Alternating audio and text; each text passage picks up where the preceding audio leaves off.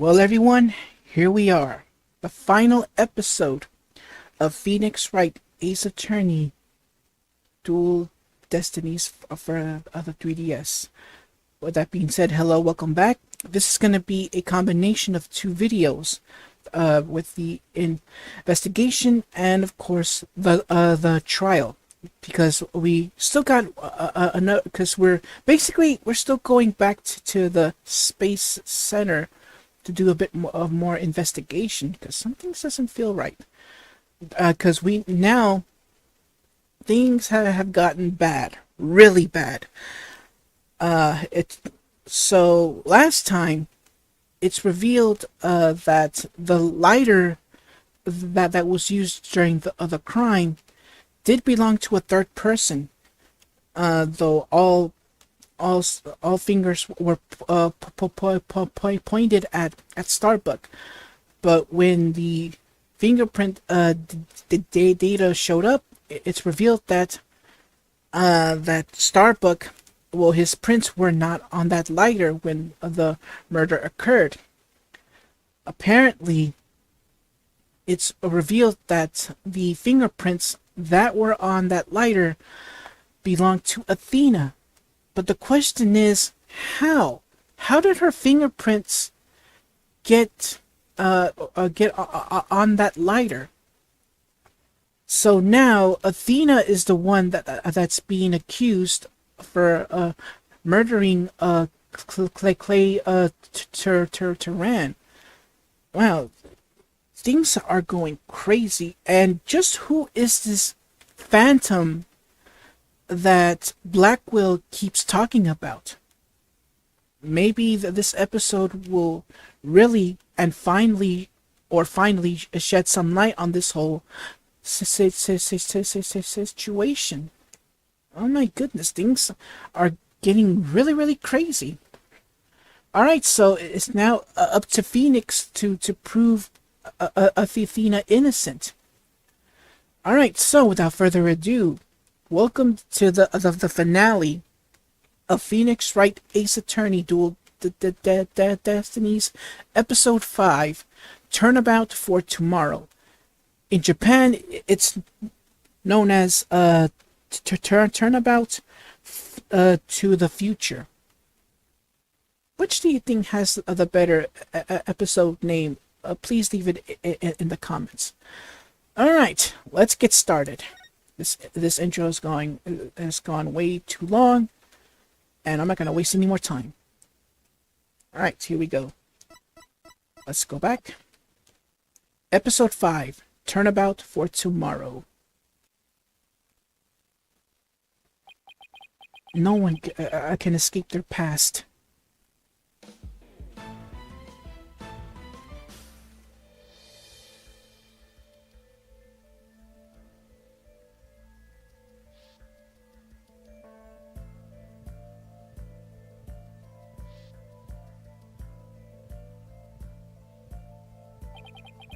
Of the sins we've committed and the sadness we've caused.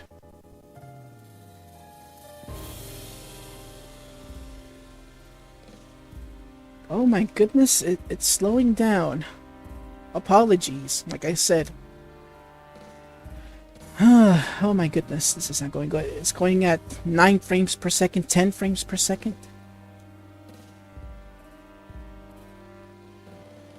Oh wow, look at the slowdown. Like, I'm actually looking at the stats here. Like, it's going 9 to 10 frames per second.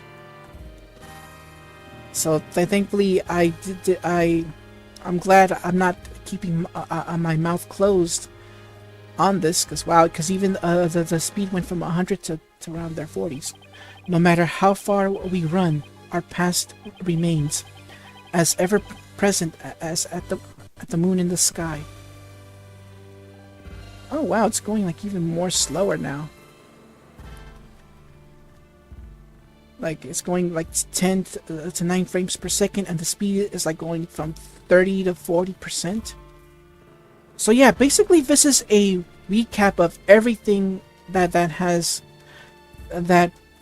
went down throughout this entire game. So again, apologies for the slowdown, but there's nothing I can do to fix it. Hopefully, in a spirit of justice, everything will be a-okay. You're thinking, why couldn't I just play it via the Apollo Justice trilogy? Well, my computer is not compatible with it for some odd reason. It says that I need DirectX version 12, which it is installed. However, the game is still not compatible. It looms in wait for the day we are forced to face it. But only in doing so can we truly make peace and move on in hope towards tomorrow.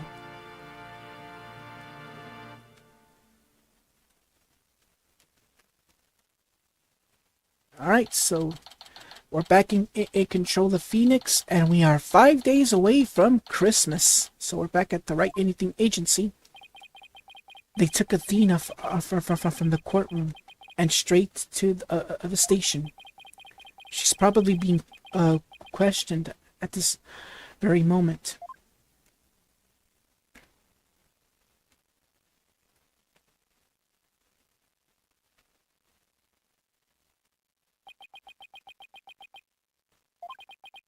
After this past year, I took it for granted that those two would always be here. But now Apollo has gone off on his own to seek his own truth. And my pursuit of the truth only ended up with Athena becoming the new suspect.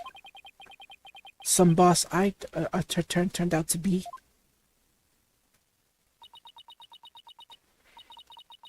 It's even quieter in here than usual. Yeah, it seems so empty too. I just don't get it, Daddy. All of your reasoning during the trial seemed perfectly solid. Yeah, and I still believe it was, at least based on what we know. But now Athena is the one who's being accused.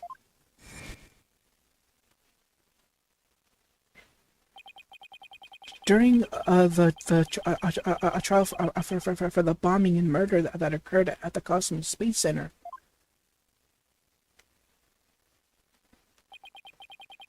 the lighter used by the real culprit was found.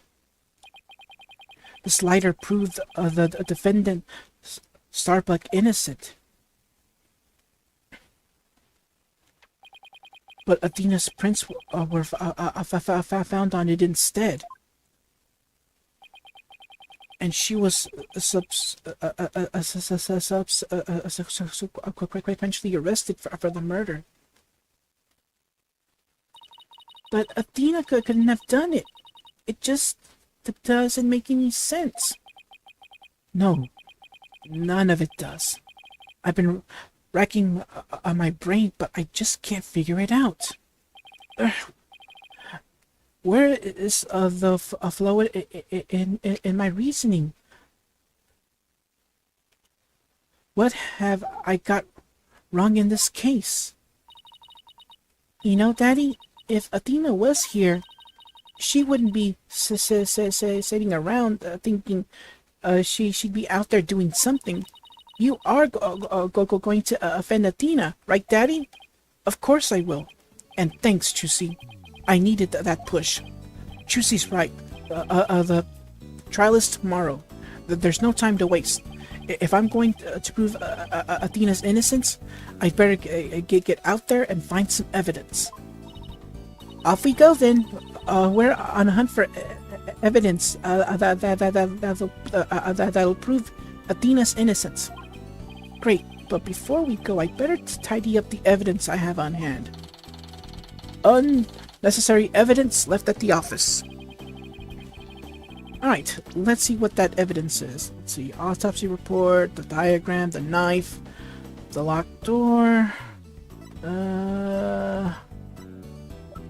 I think that's it. The only thing that's been removed are the bullets. That's it. The bullets, and that's it. Just the bullets. Okay then. Athena's probably still in the middle of being questioned, so Chusey's right. The thing to start with is talking to people at the Space Center. Alright, so I guess we're being joined by Chusey this time. Okay, let's head back towards the Space Center before we do anything crazy like going up here to the detention center. Alright, so as it said, December 20th, we are 5 days away from Christmas. Well, in this game. Director Cosmos, do you have a minute? Galactic shooter, full speed ahead! Director, he scooted away. His expression changed the instant he saw you, Daddy. Yeah, well, I dragged his name through the mud pretty good at the trial earlier today. Yep, unfortunately that happened. This is what you get for lying. Alright, let's head for the boarding lounge now. We were here on me yesterday. Oh, hey, Mr. Starbuck, you've been released, huh? Yep, and I came straight here. This is all thanks to you and your team, Mr. Wright. You given me a second chance to fly into space again. I can't thank you enough. Except,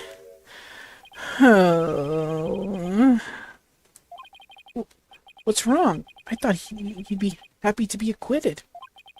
As I was coming out of the detention center, I saw Miss Cykes. He saw Athena? I was at a loss for words. I didn't know what to say to the poor girl. And then, you know what? She flashed a peace sign at me. Congratulations on your acquittal, she said. Now you can go back into space someday. Yeah, that sounds like Athena. I can just picture it. But I saw her eyes.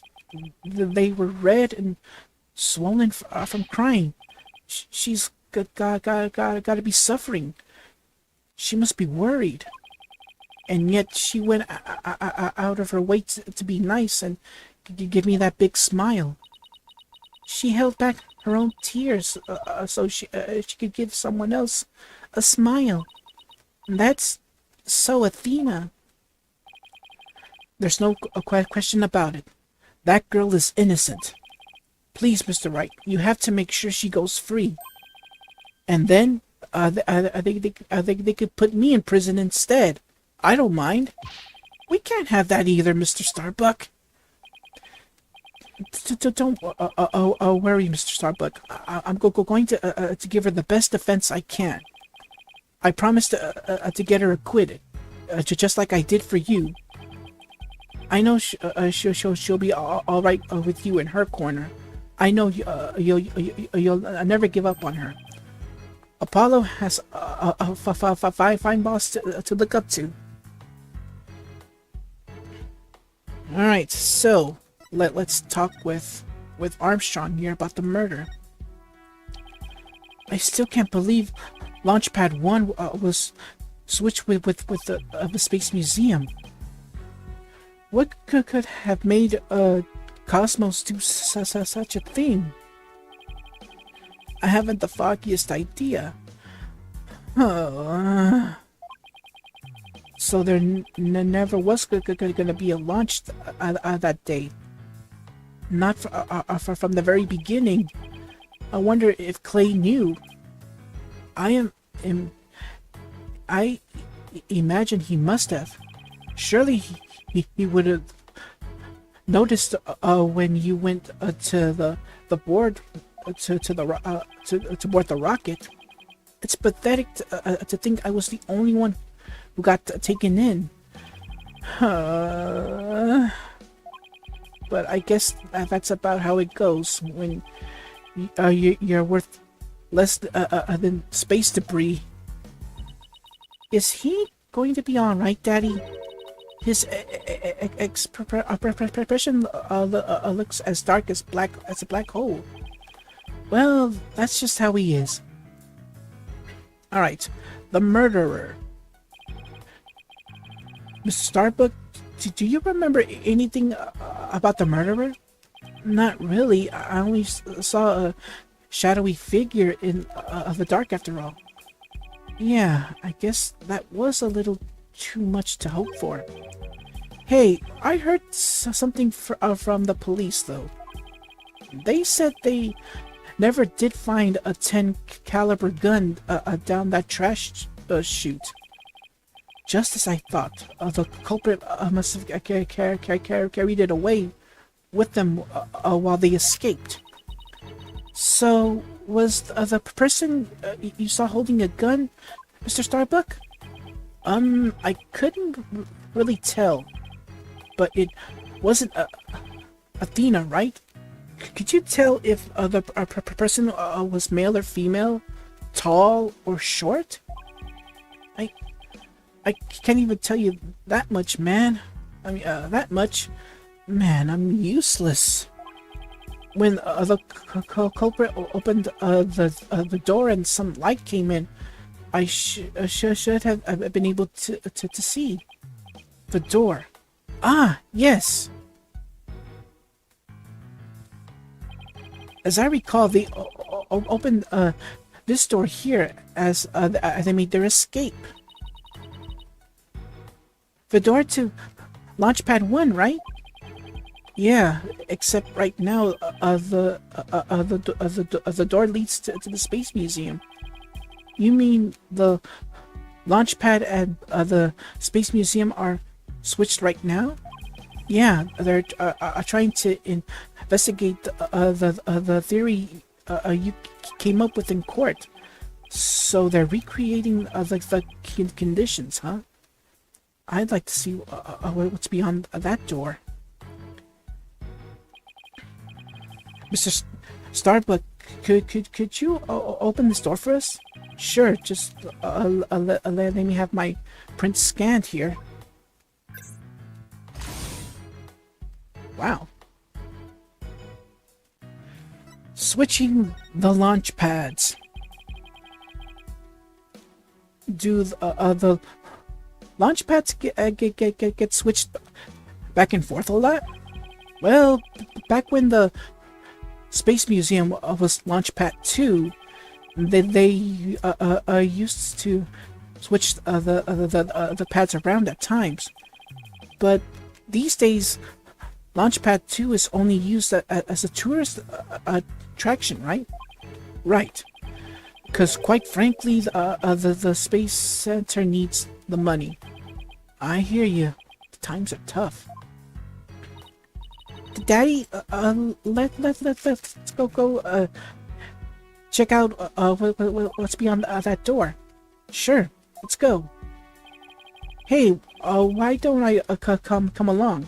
I can show you around. Ooh, what is this? Yeah, this is an automatic investigation. Like, it just came on its own. Huh? I wonder what these dead leaves are doing here. Maybe they were stuck to the bottom of somebody's shoes. There are lots of trees around the Space Center. She's right. It's a modern state-of-the-art building, but it's surrounded by trees. But I don't know if they were stuck to the bottom of somebody's shoe. Wouldn't they look more like crushed up? These don't look like they've been stepped on. Maybe there's some kind of secret hatch in the corridor, and they came in that way. Not everything is set up like a magician's stage, you know. Alright, let's see what else can we find around here. Alright, so this is another one of those devices for opening the door, huh? Yep, but this one doesn't require fingerprint verification.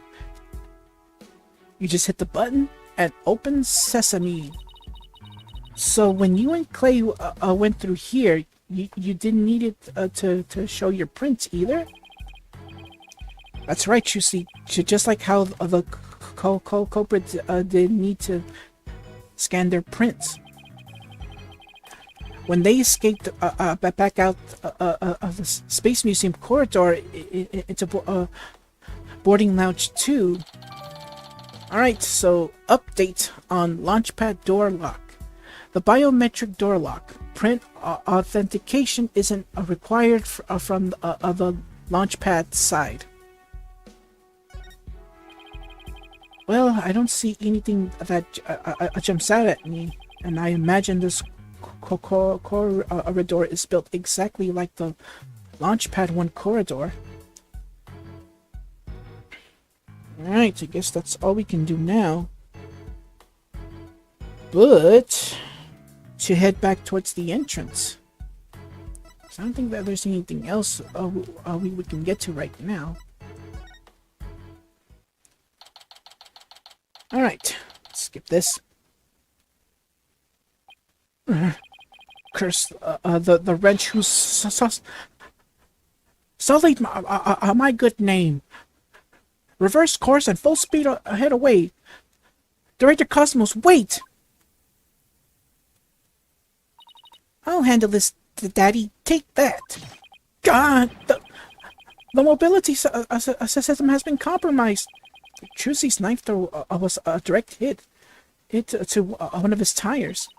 And the streak continues.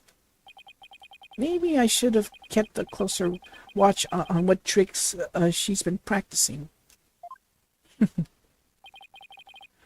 My dear old battleship, we fought a mini skirmish together. It has been an honor. Daddy, he's going to blow that thing up. Nah, I bet all that button will make it go haywire again. Very well, I surrender. As a prisoner of war, I expect to be treated honorably. I want to ask you some questions, that's it. Switching the launch pad, well, the launch pads. Director Cosmos, when were you when you were talking in court about switching the launch pads, you used your right to remain silent about the reason as to why. Yeah, basically, it's telling us about the whole launch pads things, but now he's basically remaining hush-hush about it. But we'll get that info one way or another. So I'm just gonna skip this part, because if you want to see that scene, I refer to yesterday's part. So the center of the cosmos is shrouded in mystery, but I don't have any secrets left. Now that my battleship has been destroyed and I've been taken prisoner. Aha! So you are hiding something. Ooh, 3 Cyclocks this time. No secrets left, huh? I beg to differ. Looks like I'll have to undo his Cyclocks if I want to get to the bottom of this. Alright. Magatama time.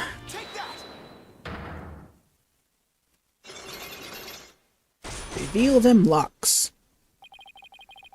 Behind the switching the launch pads. Here we go. I want you to tell me everything you're hiding about the switching of the two launch pads. I refuse. You can't make me. I can hold out longer than anyone. I hope I never get like this when I'm old. Now, let's see where to start. This is how you explained your motive for switching the launch pads. You did to save the astronauts. Thanks to you switching the launch pads, the astronauts escaped injury from the blast. Instead, they safely boarded the museum's rocket far away from the actual explosion. My astronauts were raring to go out onto an authentic adventure in space. How do you propose I had them board a fake rocket without noticing? I agree you couldn't have done it without help. For one, they would have figured it out the instant they stepped into the museum. You figured you can fool Mr. Starbuck once he'd been drugged with this medication. But without the help of this person, it would have been impossible for you to plan off. And thus I point to the victim himself, Clay Turan. You must have gotten Mr. Turan to help you. He stole the tranquilizers from his mentor's locker and slipped them to him. And then, when Mr. Starbuck, in a daze, they boarded the replica rocket in the museum. Someone please help this poor prisoner of war. How is he able to spin around like that? Alright, that's one lockdown. If you really want to save the astronauts' lives, shouldn't you have just called off the launch? If I could have done that, do you think I would have gone throughout Repeat, if I could have done that, do you think I would have gone to all that trouble? I guess he must have had a compelling reason why he couldn't call it off. But how did you know the switch to switch the pads in advance of the bombing incident? Well, that's because I was warned in advance. Once I received that warning, it was my duty to ensure my astronauts' safety. But it was just a warning. It could have been a prank. Why did you believe in it so completely? Because I went to one of those mediums that everyone's talking about these days. Mediums? No, it couldn't be. Oh, I didn't realize channeling was back in vogue. Besides, I thought it was you yourself that got the warning via telephone. Yes, that's right. The bomber contacted me personally.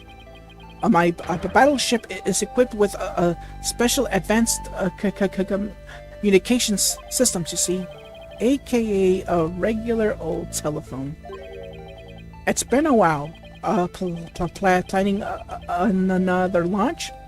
I see you haven't learned. Never forget the terror I felt when I received that call. The bomber said it's been a while? And that was enough to make you take that threat seriously?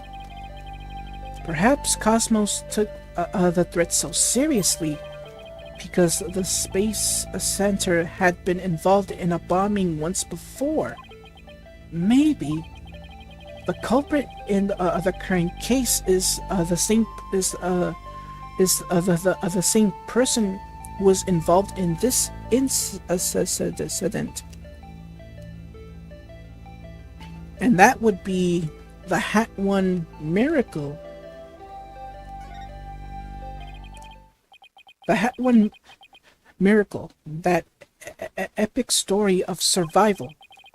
People across the nation know it now as a heroic tale of bravery, but in truth, it was an act of sabotage perpetrated by our current killer, wasn't it?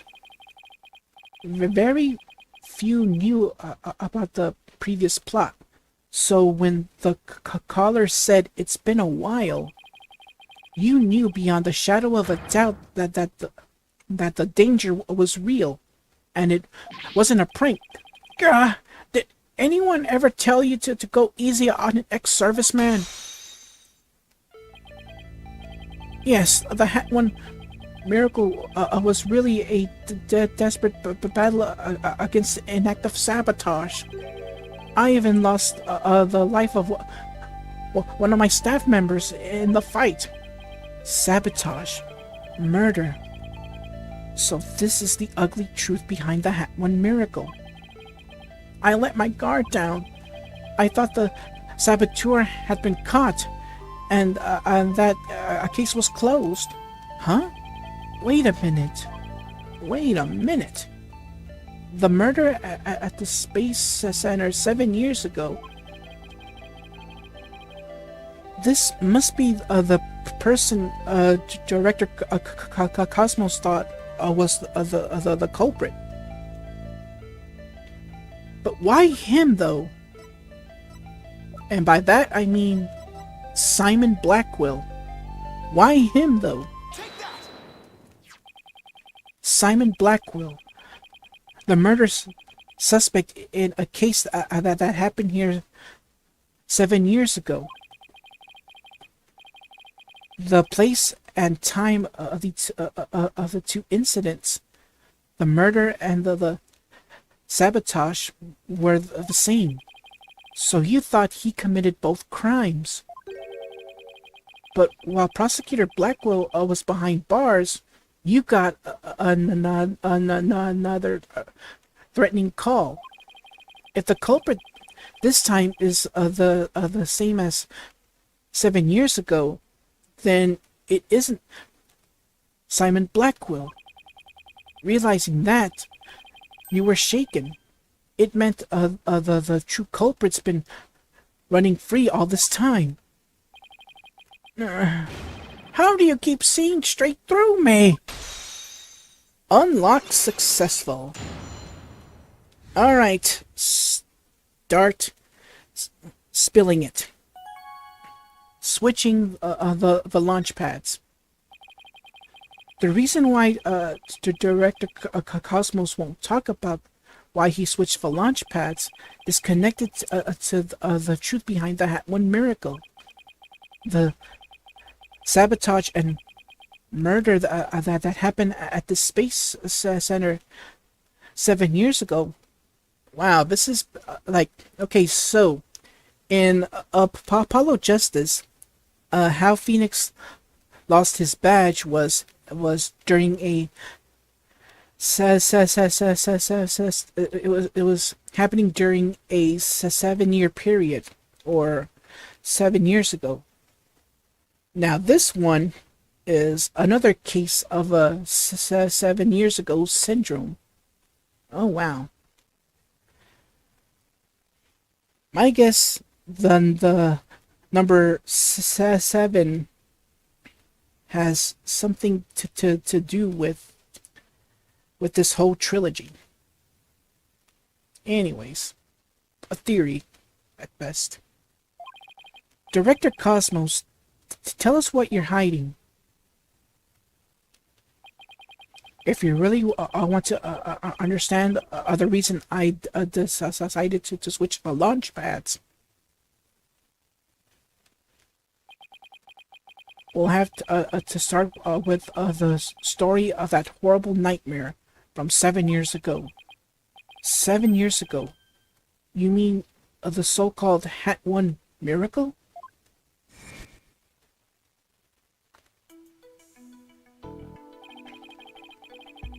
The launch went smoothly, but once the ship entered outer space, then the troubles began. It was all the handiwork of a certain person and their evil scheme. So Mr. Starbuck's traumatic experience wasn't accidental. Not only that, but before the launch, a very valuable a piece of moon rock was stolen. But that wasn't the worst of it. One of my staff members was murdered. Wow, I had no idea such awful events were behind that exciting story of space heroism. After all that, in spite of the Space Center having a very strict security in those days, all personal effects were examined thoroughly, coming or going. You couldn't even smuggle a withered old leaf through those checkpoints. Withered old leaves, you say? Then how do you explain those leaves that in the Launchpad 1 corridor? So, do you have any clue who was responsible for the sabotage? At the very least, I know it wasn't Simon Blackwell. I don't know enough to identify the true culprit, but it's clear what that person is. To simply put it, a spy. A spy? You mean somebody who infiltrates a foreign country? Carries out dangerous missions and always gets the girl? Someone's watching way too many late night movies. Oh boy. Well, I guess if we're talking about blowing up a rocket and stealing research material, it's not all that surprising that a spy could be behind it all. Alright. The spy. Make no mistake, there's a cutthroat rivalry between nations in the space R&D race. Some try to outdo others by any means possible, and even deliberate obstruction.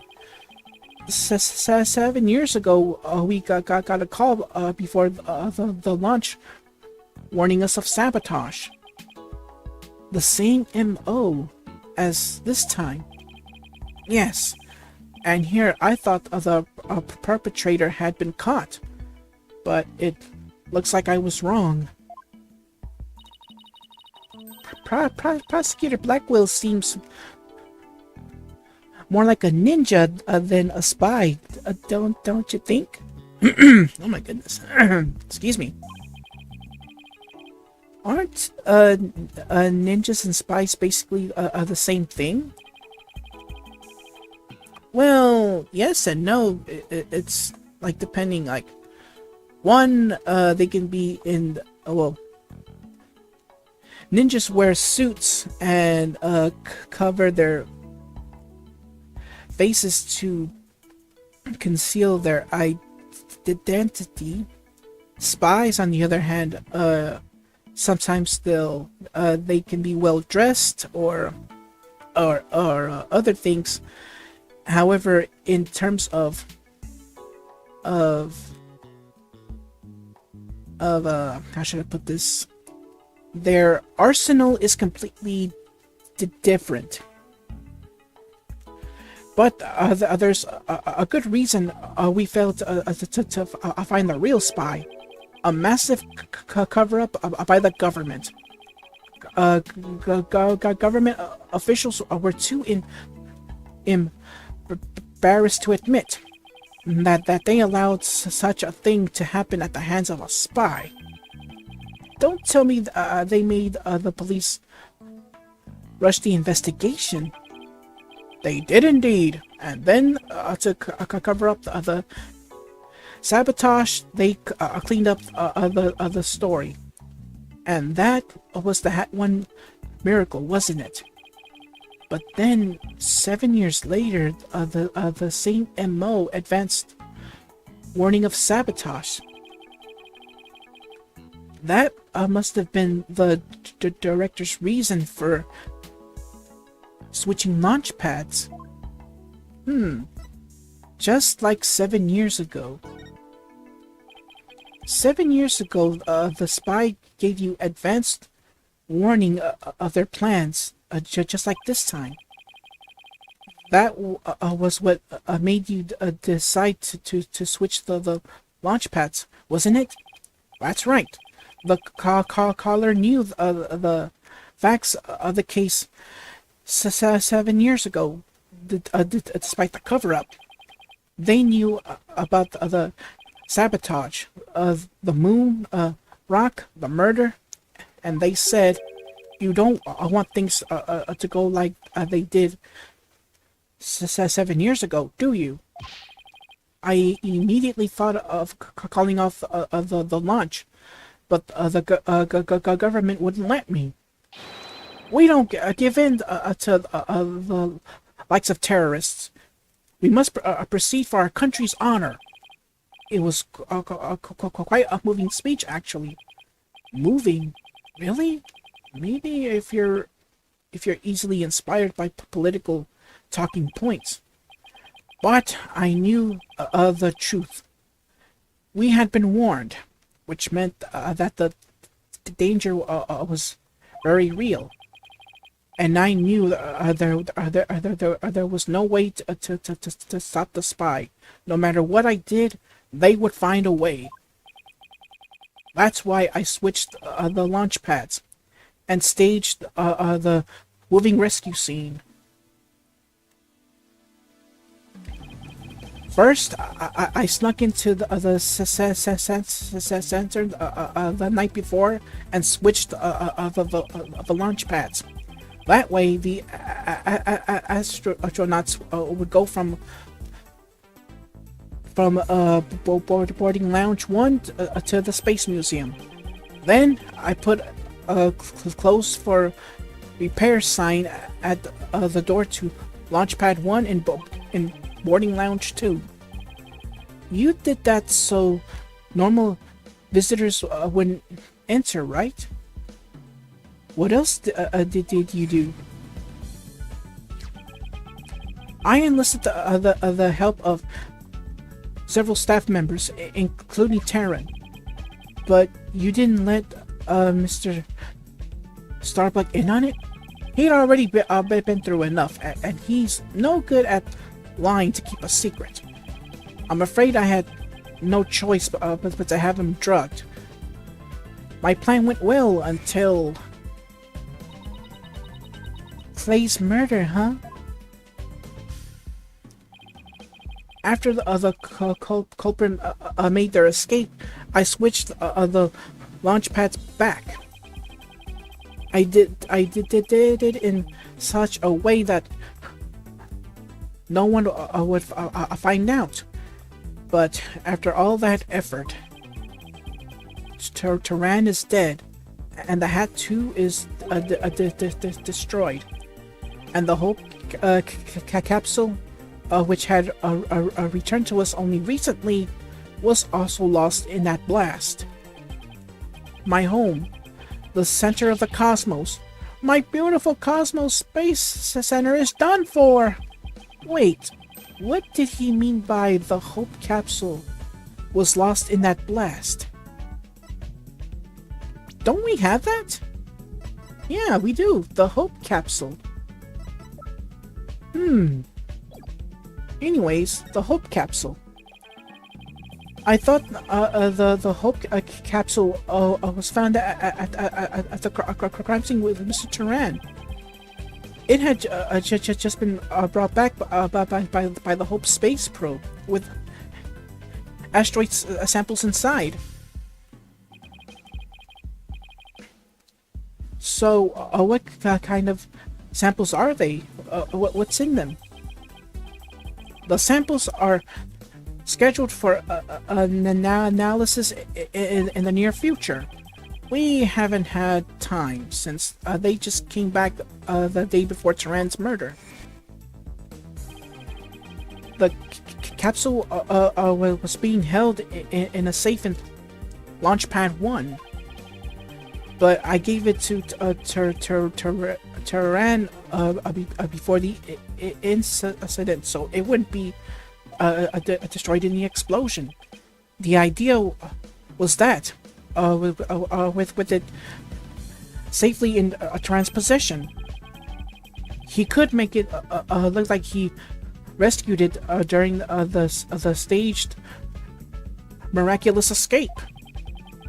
But our precious research materials ended up lost in that explosion anyway. But I thought Clay was supposed to keep it safe. You misunderstand. The launchpad explosion wasn't the one the capsule was lost to. It was lost after the police confiscated it as evidence. It was the courtroom bombing from the other day. The capsule was there in the courtroom as evidence and was blown to bits, you know. Excuse me. Yet another casualty of that blast. Ultimately, the culprit may have known about switching the launch pads. Oh. Water break.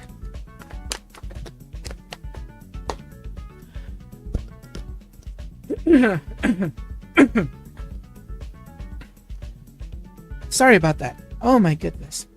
At least it was a quick break, though. Alright, so ultimately, I think the culprit may have known about switching of the launch pads. What? How?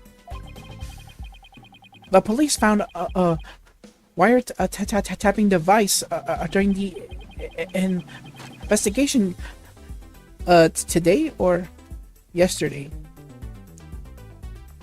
Today. A bug aboard my battleship, a tap on my advanced communication system. A wire on that phone? Yes, a wire on this very phone. I used this phone to give my instructions to my staff about the launchpad switch. Just to the few select members who knew about the plan.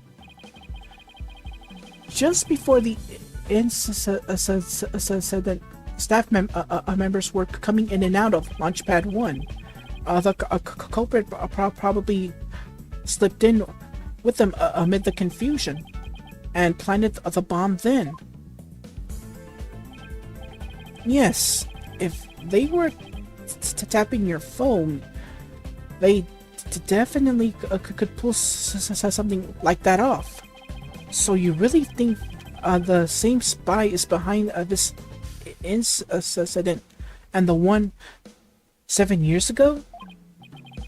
Yes, I'm sure of it. Then the spy must be the phantom Prosecutor Blackwell has been chasing. But Prosecutor Blackwell told me once, the hunt I've been on for the phantom of 7 years past continues even still. For starters, that case happened right here at this very space center too. So if we can find this phantom, that's right, we can clear Athena's name. And then there's the matter of Prosecutor Blackwell too. What about him? Well, if the culprit of 7 years ago is the same person as in the current incident, it would mean Prosecutor Blackwell is innocent. That's still an if, though. I wonder how dangerous that guy would be in court without handcuffs. But if we're gonna go on a ghost hunt, count me in.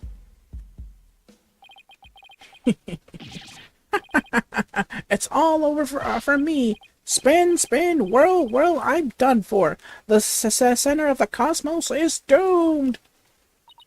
Do you think he's going to be alright, Daddy? Well, at least he'll be in good company. There must be planets out there that he can spin with.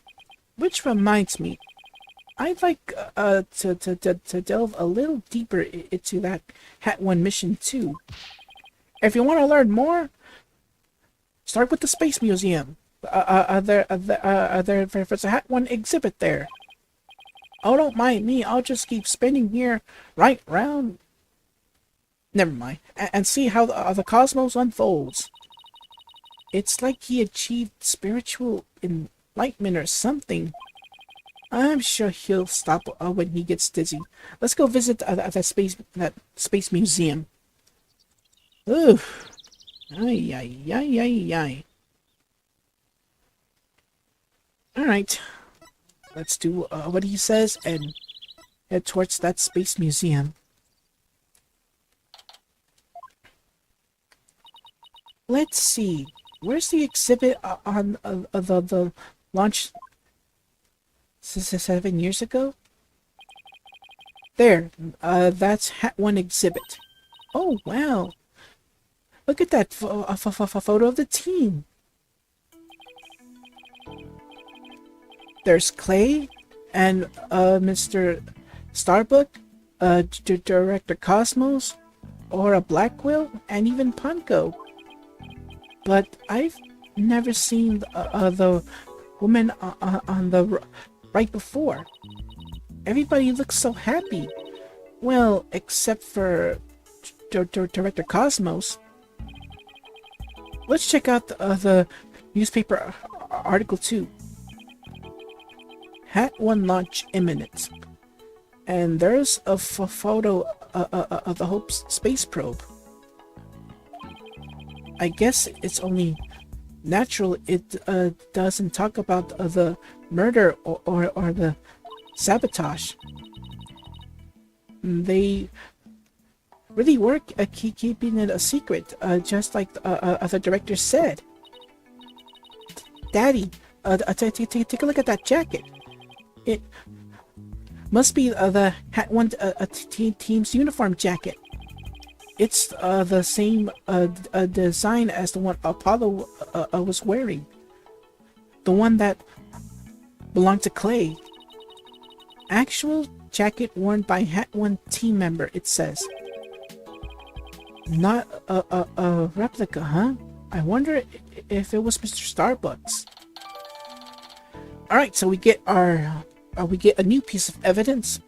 The Hat 1 exhibit. A newspaper clipping of a photo of the people involved with the launch, and a jacket of one of them wore. Hello? Oh, Miss Woods. What brings you here? I heard Athena got arrested, so I've been looking for For you, Mr. Wright, I thought you might be here at the scene. You must be so worried, but rest assured, I'm gonna do my very best to defend her. Dina's going through such a hard time. I hope she doesn't lose heart. Even just coming back to this place must have been really difficult for her.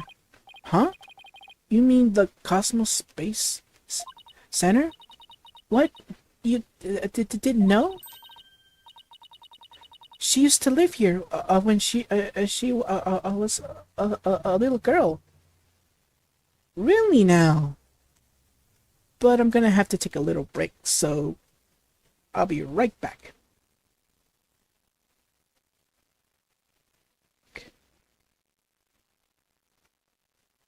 3, 2, 1. Okay, I'm back. Alright, so she used to live here. Oh, in this space center. Wow, this is something that came unexpectedly. Let's hear her out. She did? No, I didn't know. No wonder she knew so much. Miss Woods, could you tell me more in detail?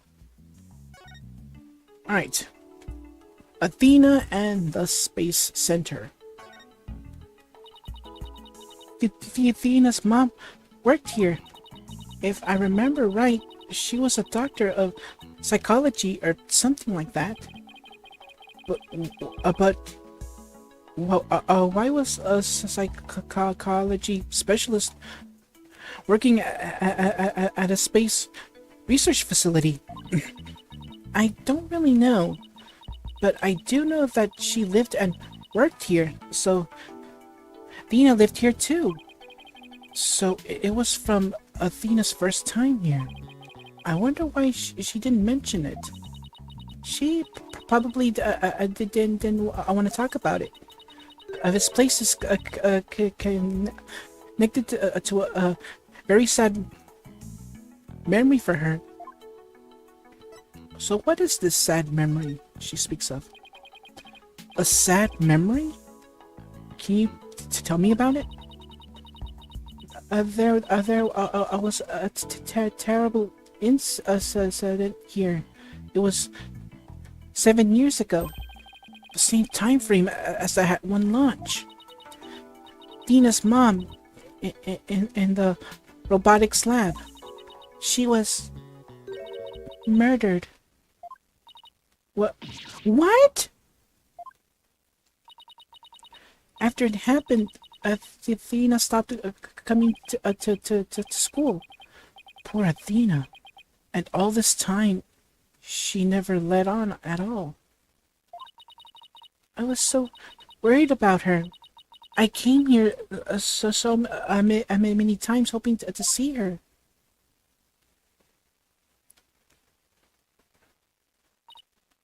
But I never saw her again.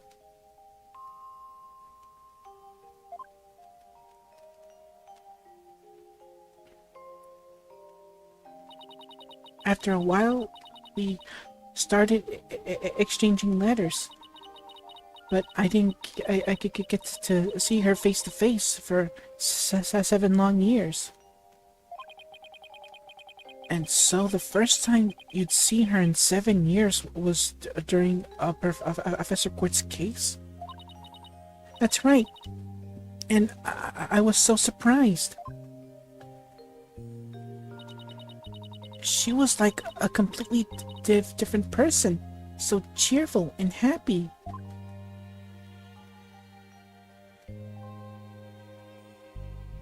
Oh wow. Young Athena. Well, what was Athena like as a child? She was very sensitive and kind. She didn't talk very much. She liked to draw and paint at home. And that's completely different from the Athena we know now. I can't even picture it. she never left the space center much because she was very sensitive to other people's emotions. When she went to crowded places, she'd get dizzy from all the other emotions flying around. It must be hard to hear people's hearts as well as their voices. She always wore these big, heavy-looking headphones. She said her mother made them for her as a part of her research. Huh? I wonder what kind of research it was.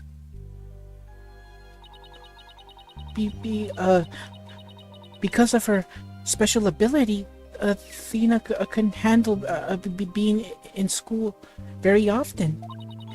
And I was always out sick because of my weak constitution.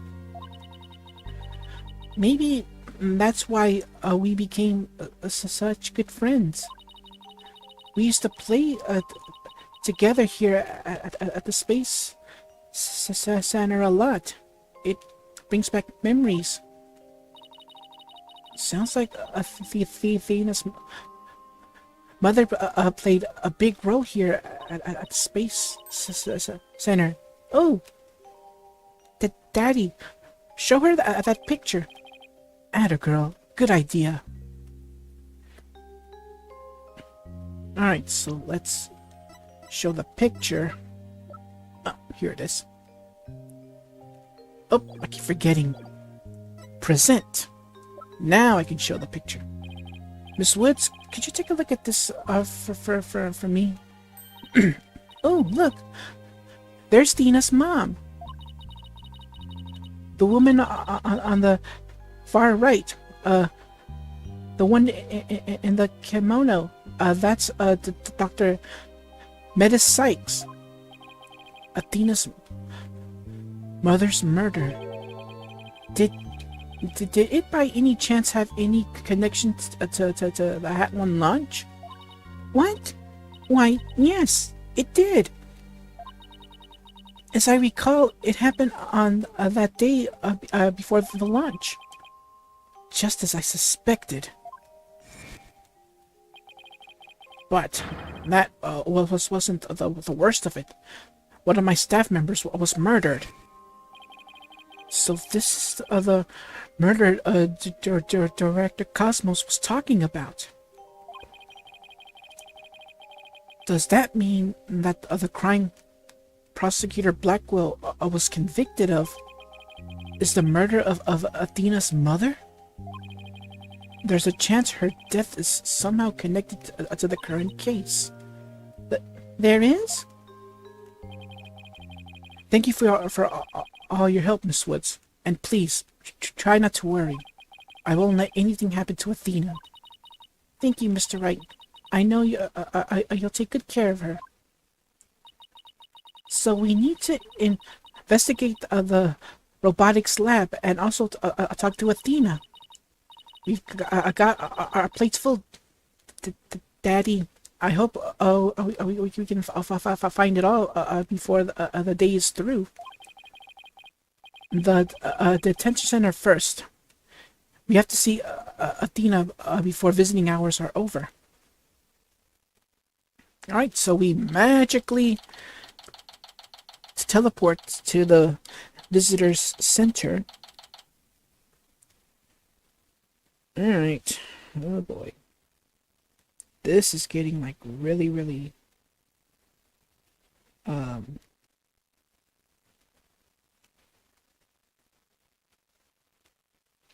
this is getting very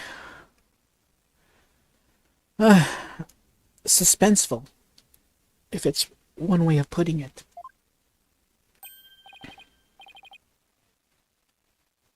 Well, if it isn't, Mr. Lawyer, fancy meeting you here. Oh, hello, Fulbright. You're on business? To tell you of a truth, I'm here to interview Ted to Nate, the one behind the courtroom bombing incident. He's suddenly said he's ready to tell the truth about that case. And what he was saying was so incredible. I just had to come right over to hear more. Incredible? What was he saying? Why don't you hang around here, for and hear it for yourself? Really? Us? Are you sure? I give you my special permission. Here comes the bomber now. You, what nerve you have to come here? You're here to laugh at me, I suppose. Like I'd waste my breath on you. After all, you're the one who assaulted Apollo and put him in the hospital. Violence? No. Question? Okay. No violence? Too bad Apollo didn't get a chance to say that before you attacked him. Fine. Then just answer me this, Mr. Tenate. What is this truth of yours about the courtroom you blew up? No, I didn't do it. I didn't blow up the courtroom. When I killed Detective R, there was another person in the room. What are you talking about? Who else could have been there? I saw it, I tell you. I saw someone's hand as they were stealing the remote switch. This person was there and witnessed the murder I committed. What? I don't know who it was, but that's who blew up the courtroom. You expect us to buy that? Easy there, Trucy.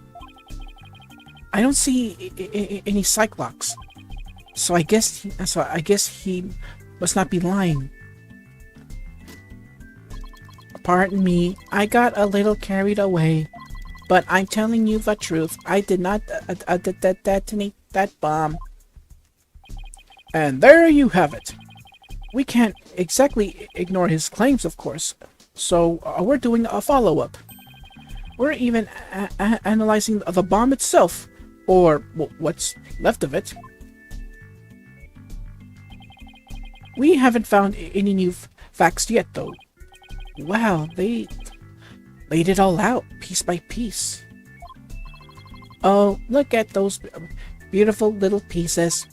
I wish I could have them. Uh-oh, looks like his geek switch has been activated. Says the one who likes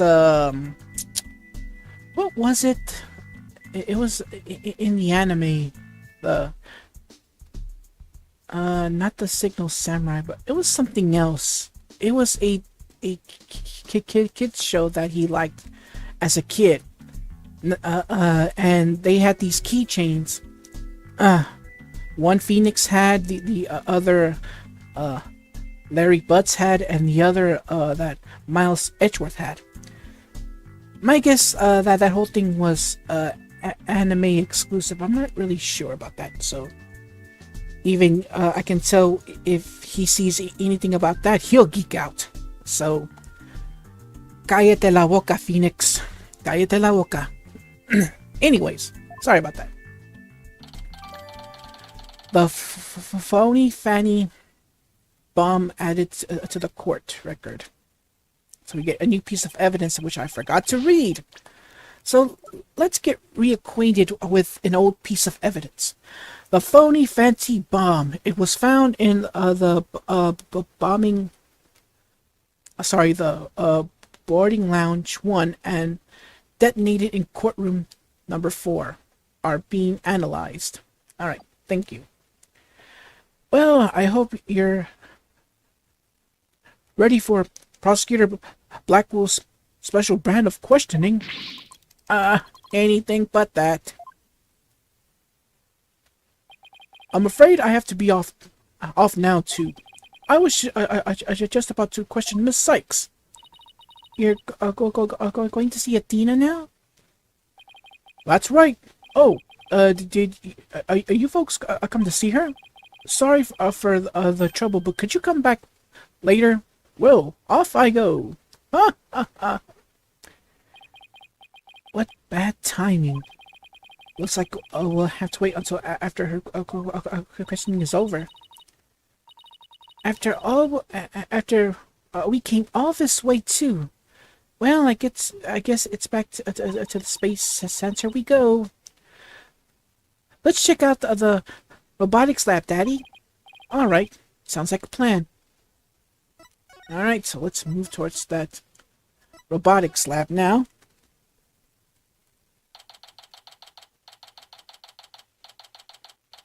Okay. So, welcome to the Cosmos Space Center Robotics Lab. Oh, wow. That looks awesome.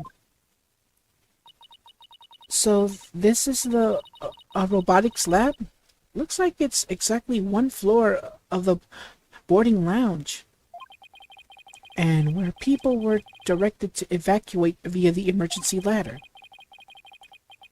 This is where Athena's mother was killed 7 years ago. Speaking of someone who works with robots... Daddy, look! Over there!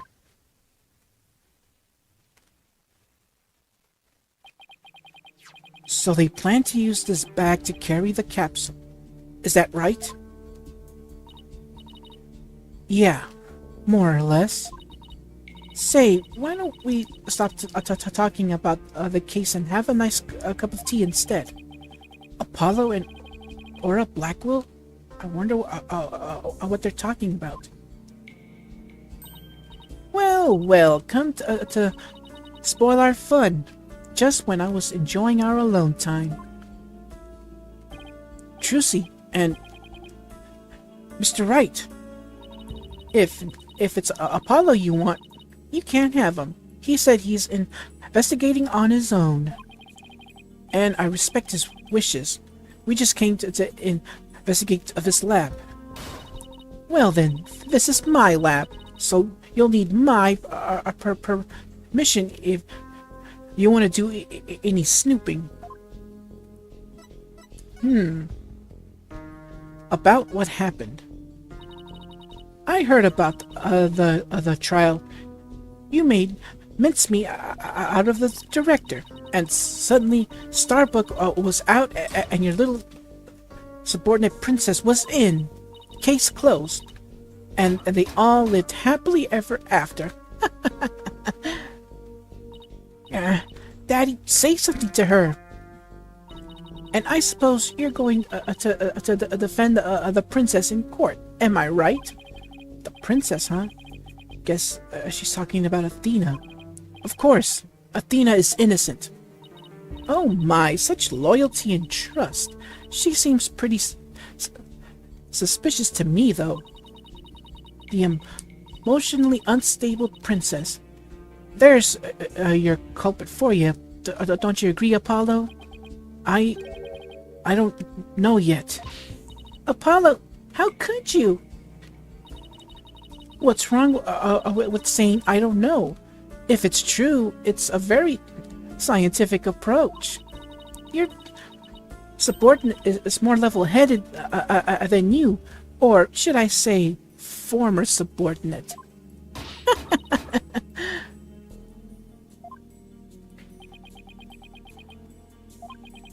I can't believe it. Does Apollo really suspect Athena? Phew, all this laughing has worn me out. Your turn to say something, hunk of junk. Mr. Turan, you look pale. Shall I help you to the sick bay? Mr. Turan? But that's Apollo you're talking to. Oh, this hunk of junk here is mistaking Apollo for Clay. Maybe Apollo is possessed by Clay's ghost. Mr. Turan, how are you? How are your injuries? Mr. Turan? Mr. Turan, how are you? How are your injuries, Mr. Turan? I guess Clay intends to hang around to haunt the princess that murdered him. Oh, and to haunt the lawyer that defends her too, of course. A robot that can see ghosts? Yeah, right. And I'm a spirit medium. Sorry, but apparently scientists just don't tell very frightening ghost stories. I intend to defend Athena no matter what you have to say about it. How perfectly foolish. You remind me of someone. That kind of blind belief makes people lose sight of the truth.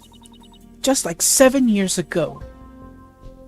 Alright, so what do you know about that incident? Why? Do you enjoy trampling on people's feelings and rubbing salt in their wounds? Or do you just want me to talk? In that case, what should I ask for in return?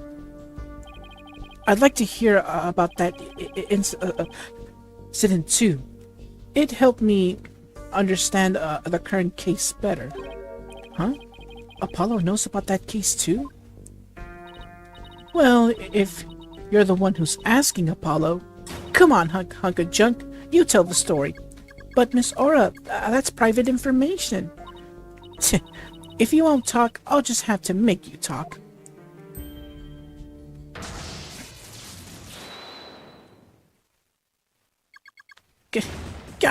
Yes, who cares about personal privacy? Not me.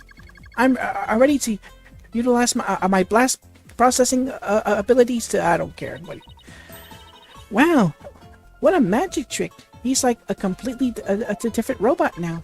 The bodies of all robots that come through this lab are designed by Miss Aura. I was born 7 years ago. Miss Aura was much younger then. Yikes! I better watch what you say if you don't want to get recycled, Clonko. And then our hearts were created by that great genius, Dr. Athena Cykes. Hearts? Robots with hearts? Can you even make such a thing?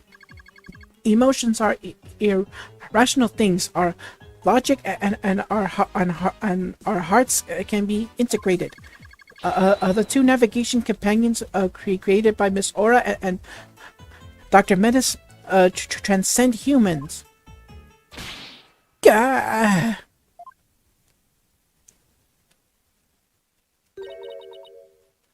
Metis. Huh? She just glanced over at her desk. Nobody could continue Metis' research. She and her work were truly one of a kind. And now, the two navigation companions are all that are left of Metis here on Earth. The robots are all that's left. Isn't she leaving out a very important someone? We built the ultimate creations together, but now she's gone. I get the feeling that Dr. Cykes loved her robots as much as she loved her daughter. And almost as much as she loved you. What are you talking about? Don't make me laugh. But you lost someone too, didn't you, Apollo? Your friend Clay. I guess you and I are pretty much in the same boat. Miss Aura, would you like a tissue? Keep your trap shut, hunk of junk. Clonko and Ponko.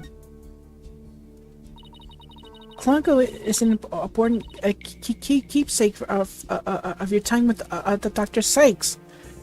You should treat him better.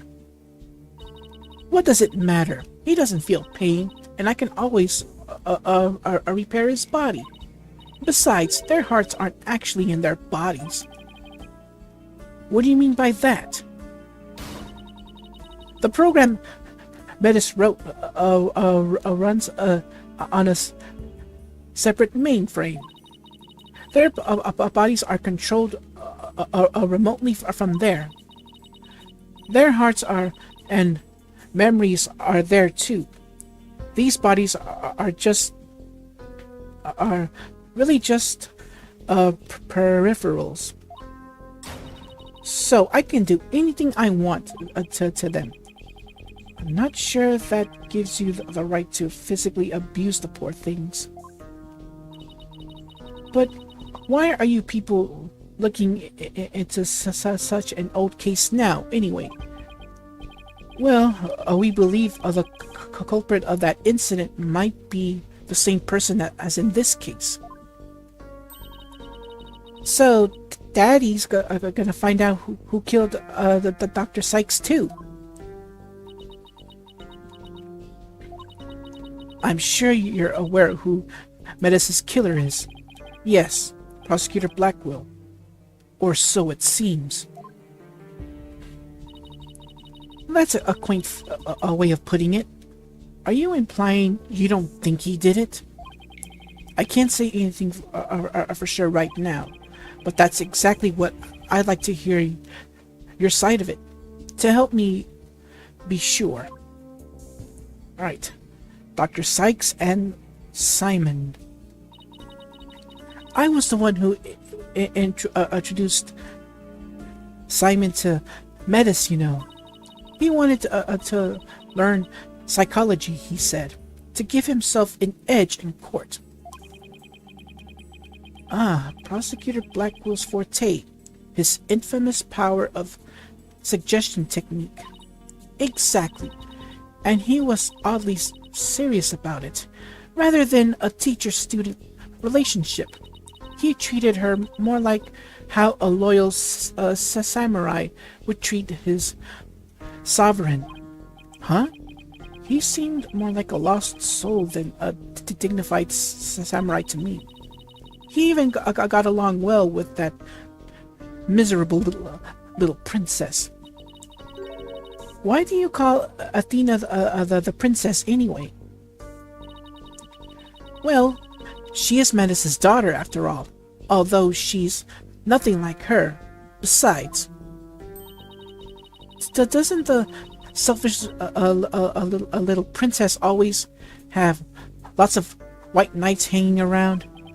Now I think I see why Athena didn't say anything when we ran into Aura yesterday. It all makes sense now. So the culprit behind the two cases could be the same, huh? That settles it then. What does it settle? None of your business. Just forget you heard anything. How long are you people going to hang around here anyway? What? But we came here to take a look around. You think you can just waltz in and ransack a person's lab? Show me a search warrant. We're not the police, so we don't have one. Then get out, now. Clonko, show them out. Certainly, Miss Aura. Ouch, don't push. My apologies, I'm just following orders. Ugh. Oh, wow. This is not going good. Not going good at all. We need that info, and we need it now.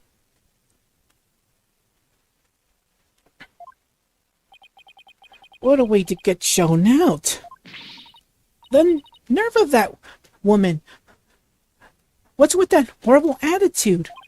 I guess that's how she is. And why was Apollo going along with her? I guess it's because they have something in common. Apollo lost Clay, just like Aura lost Dr. Sykes. I'm really worried about him. He's not himself at all. He's usually not cool and dark and dark and mysterious like that. I guess that's true. Does she mean he's usually silly and dorky? I'm going to keep an eye on him. Hey, wait, Trucy, come back! She's gone. What should I do now? Detective Fulbright is probably questioning Athena. I guess I'll go back to the office alone. Alright, so let's head back to the office. There's nothing I can do now. Alright, so we're back at the Write Anything agency. Well, here I am. This office has never felt so empty. I guess I haven't been here at the office at all. I'm sorry. I guess I haven't been here at the office all by myself in a long time.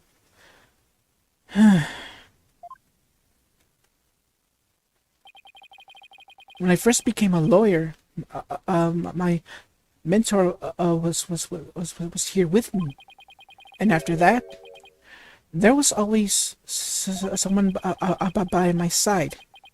Now I'm getting all sentimental.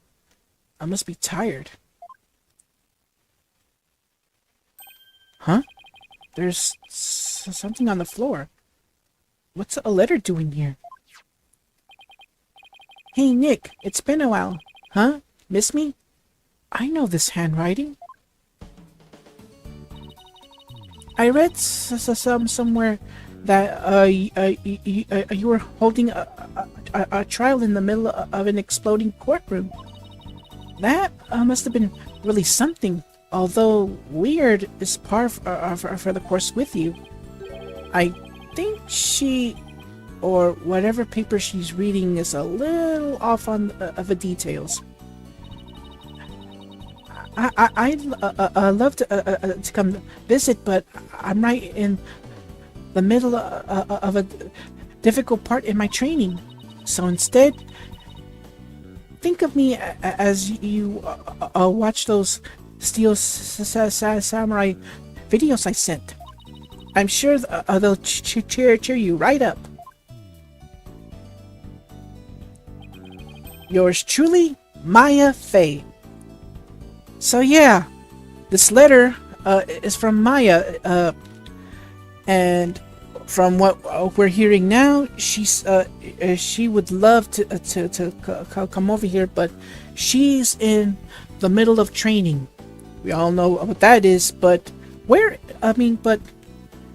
how long is she gonna be training? Well, that's an answer for when we get to our last game in the mainline series. Alright. Good old Maya. It's as if she knew I was feeling down and needed a lift. And for the record, yeah, we don't see like an updated sprite for her.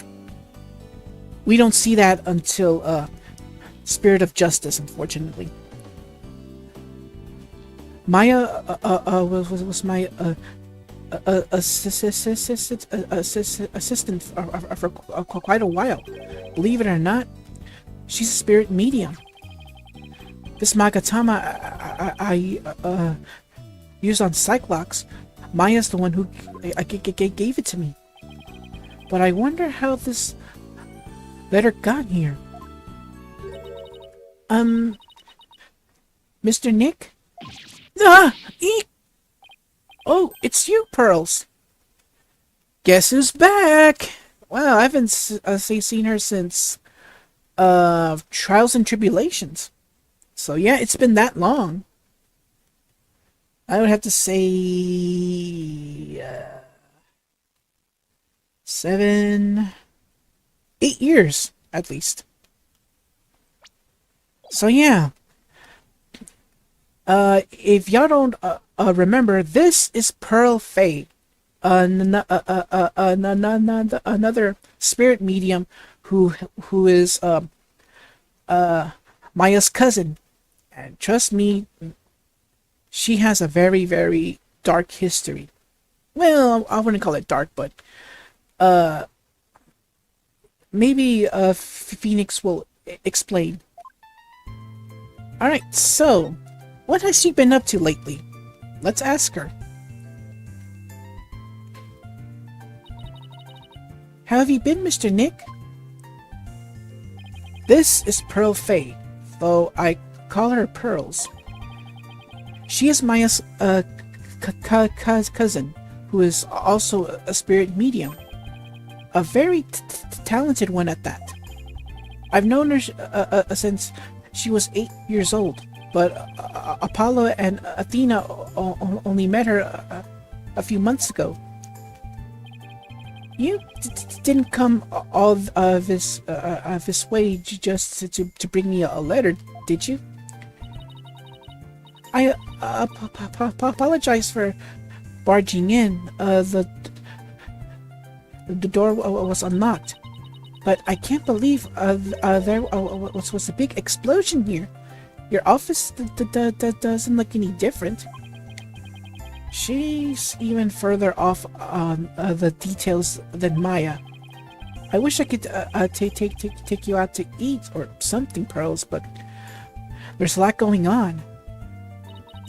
Oh, I knew that. I didn't come here for a social visit. Mr. Nick. Pearls, Aaron?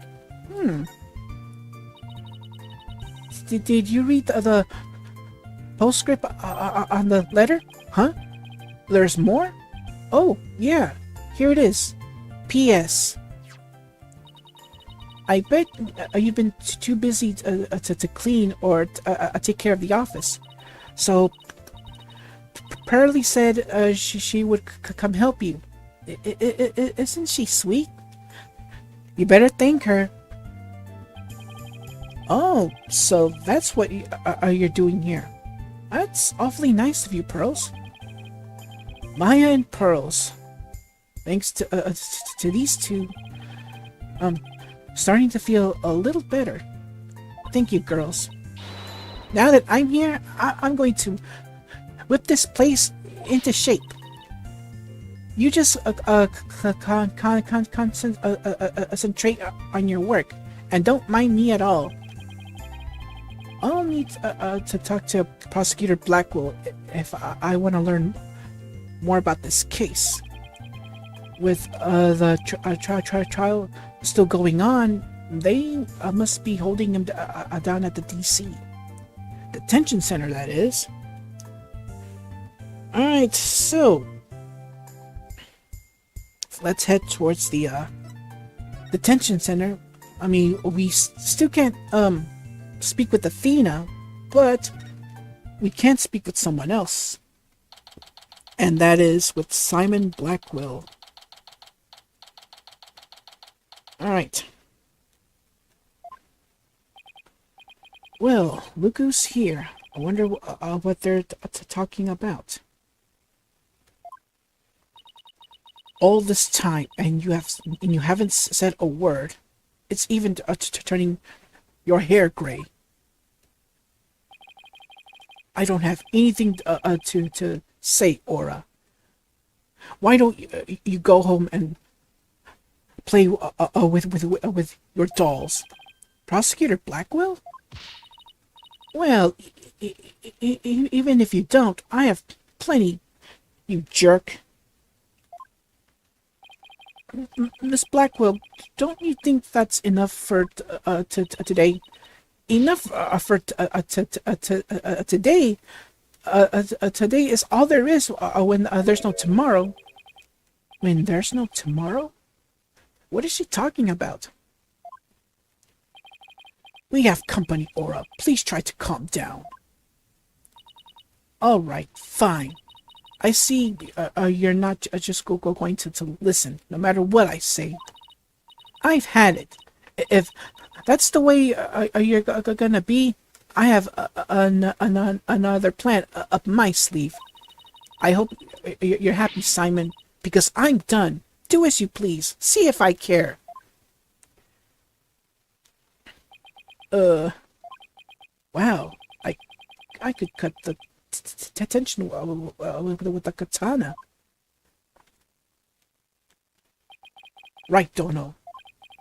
It looks like Fulbright saved your case in court this morning. What? Oh, yeah, he did. You bounced back to business quick. But Prosecutor Blackwolf, forgive me, but it was just... Wait, what did he just say? Go back. But it was just thing to do. Oh, it was the just thing to do. I know what he means now. But as a result, Cykes was arrested. Was that just the just thing to do too? Mr. Lawyer, I'm sorry, but it was evidence. What else could I do? Don't worry about it. I plan to defend her and prove her innocence. I wouldn't take things so lightly if I were you, right, Dono? This is blade-proof glass, right?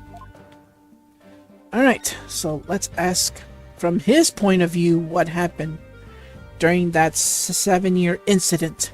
Well, the incident from 7 years ago. Prosecutor Blackwell, we're looking into the case from 7 years ago. You're looking for somebody you call the Phantom of 7 years past, aren't you? You villain! Where did you hear about that? This glass is absolutely positively blade-proof, right? No, it wasn't me. I didn't say a single oops. Ouch. At least it wasn't my fault.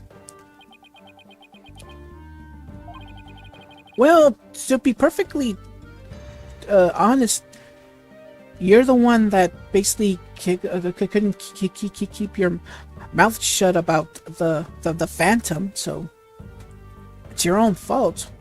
So sometimes when you blurt out, even if it's a little piece of what you're trying to say, well, yeah. You basically give us hints in a way. Could you please tell me who this Phantom is? And also, you didn't really kill the Dr. Cykes, did you? Guard, the guest is leaving. Prosecutor Blackwell, please listen to me.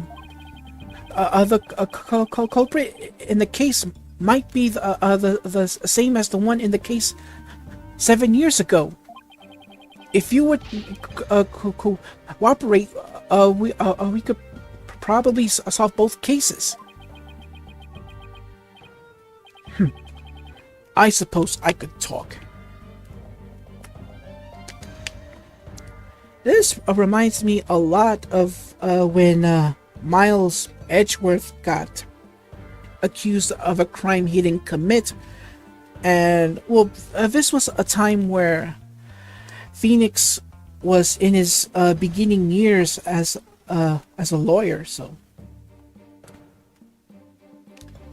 But still, this feels a lot like deja vu. The one who killed my mentor was without question me. I stole Sykes Donald's mother away from her. I destroyed her life. Prosecutor Blackwell. Guard, where are you? Stop dragging your feet, I tell you.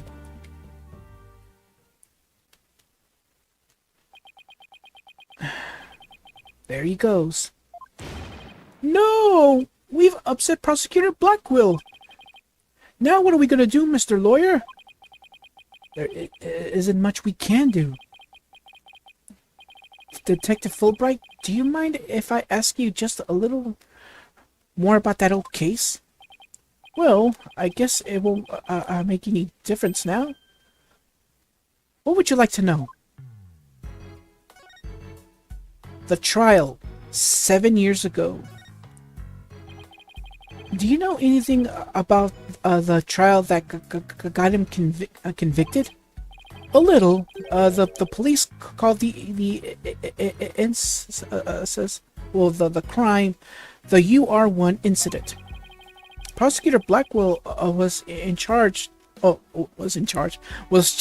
with murdering his psychology mentor. Kind of like if you read Mr. Lawyer were to kill you. I don't want to think about that one.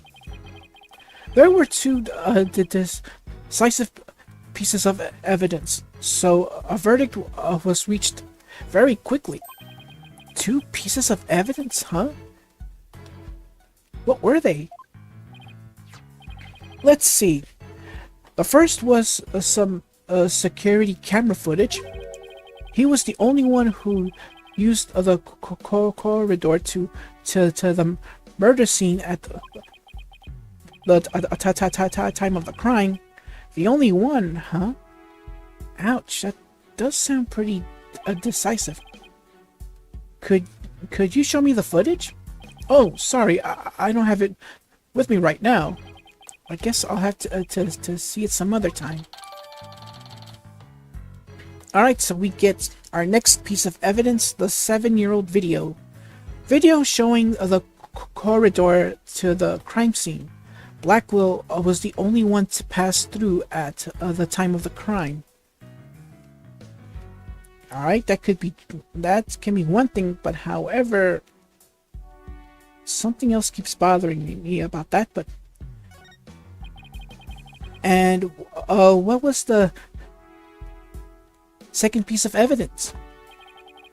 This one's even more incriminating. A photo of the moment of the crime.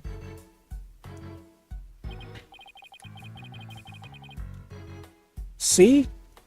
There he is at the crime scene, holding a bloody katana. It was the victims kept on display in the room.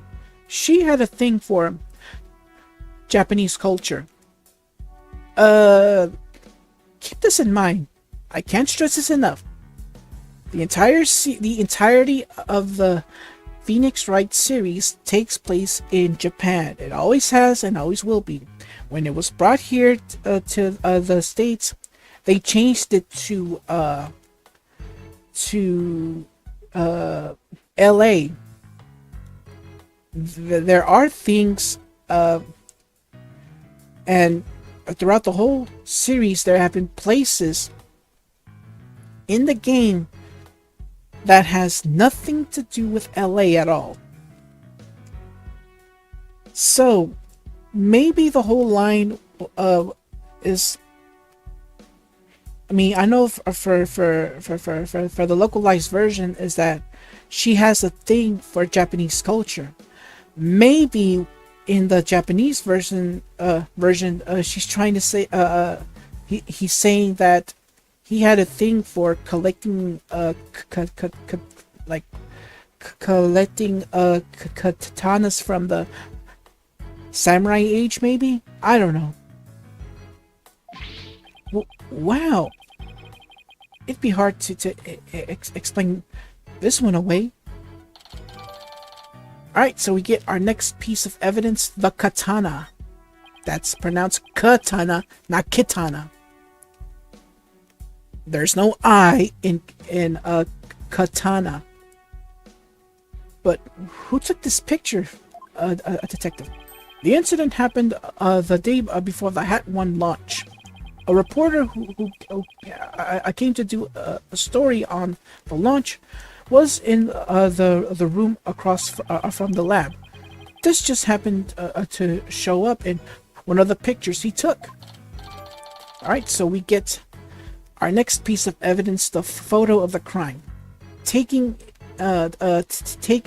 inadvertently, it became a conclusive evidence at Simon Blackwell's trial 7 years ago. Prosecutor Blackwell's attitude earlier was so odd.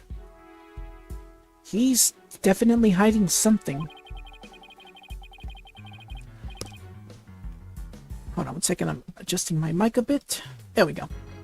Prosecutor Blackwell said he was hunting a phantom from 7 years ago, didn't he? Yes. And I imagine it's getting more and more urgent as his execution date approaches. What did you just say? Execution date? What? Did I say something? No, never mind me. You didn't hear a thing. Oh, we heard it all right. You're gonna tell us. You're gonna tell us, whether you like it or not, boy. Alright, so he was given the death sentence? Yes, he told me not to tell you people, actually. But I guess there's no sense hiding it anymore. His execution date is tomorrow! Oh, wow. Oh, wow, so, wow. We have to not only prove Athena innocent, but also I get the feeling that we also have to prove Simon Blackwell's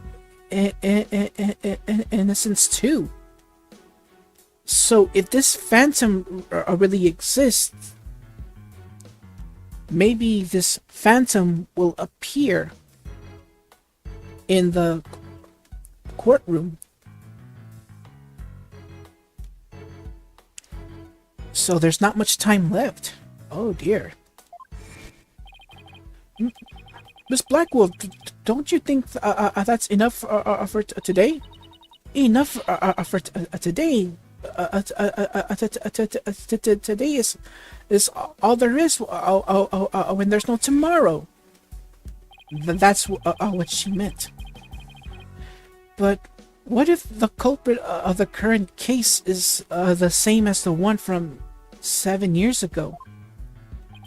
Then it would be the worst possible scenario. Prosecutor Blackwell would be executed tomorrow under a false charge. But that would be unthinkable. We have to do something right now. I want to do something. I want to, but you're a lawyer. You know it's hard it is to overturn a decision. I know, but why? Why isn't Prosecutor Blackwell putting up any kind of a fight? You saw how he was, right? He's been like that ever since his conviction. Totally uncooperative. Not even his own sister could persuade him. Uncooperative? When he's about to be executed for a crime he didn't commit. This isn't right. I can't let it happen. I have to stop it somehow.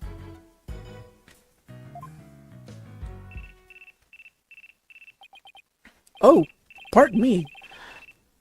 Looks like I have a phone call. Fulbright here. What? What's happening? You've got to be kidding!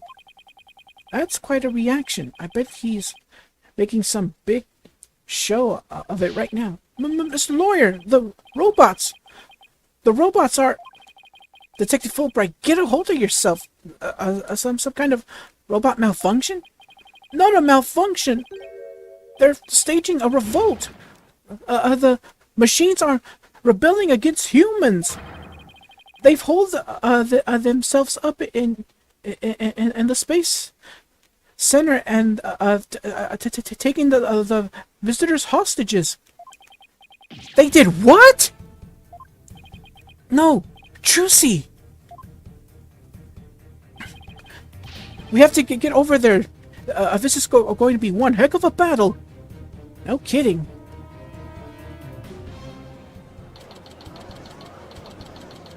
Alright, so we're back at the entrance. The riot police are here. Then the robots really are holding people hostage. Look, Mr. Lawyer. What? Look, Mr. Lawyer. What do you suppose that group of people are swarming around? But I was only trying to help this nice person. She said she was lost. You robots have declared war on us humans.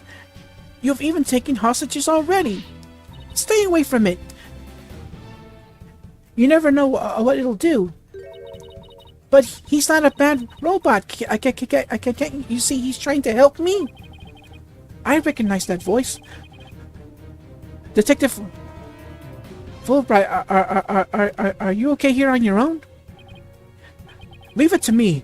All right, people. What's going on here? Pearls! Over here! Oh! Mr. Nick, there you are. I heard the terrible news, so I got worried. Thanks, Pearls. I can hardly believe what's happening myself. I'm so glad you've found each other. When people are happy, I am happy. Blanco seems the same as before. When people are sad, I am happy. When people are angry, when people are... Oh, did I say something odd? Did I? Error. Uh-oh, there is something wrong with him. It looks like he fell asleep. He must have been tired.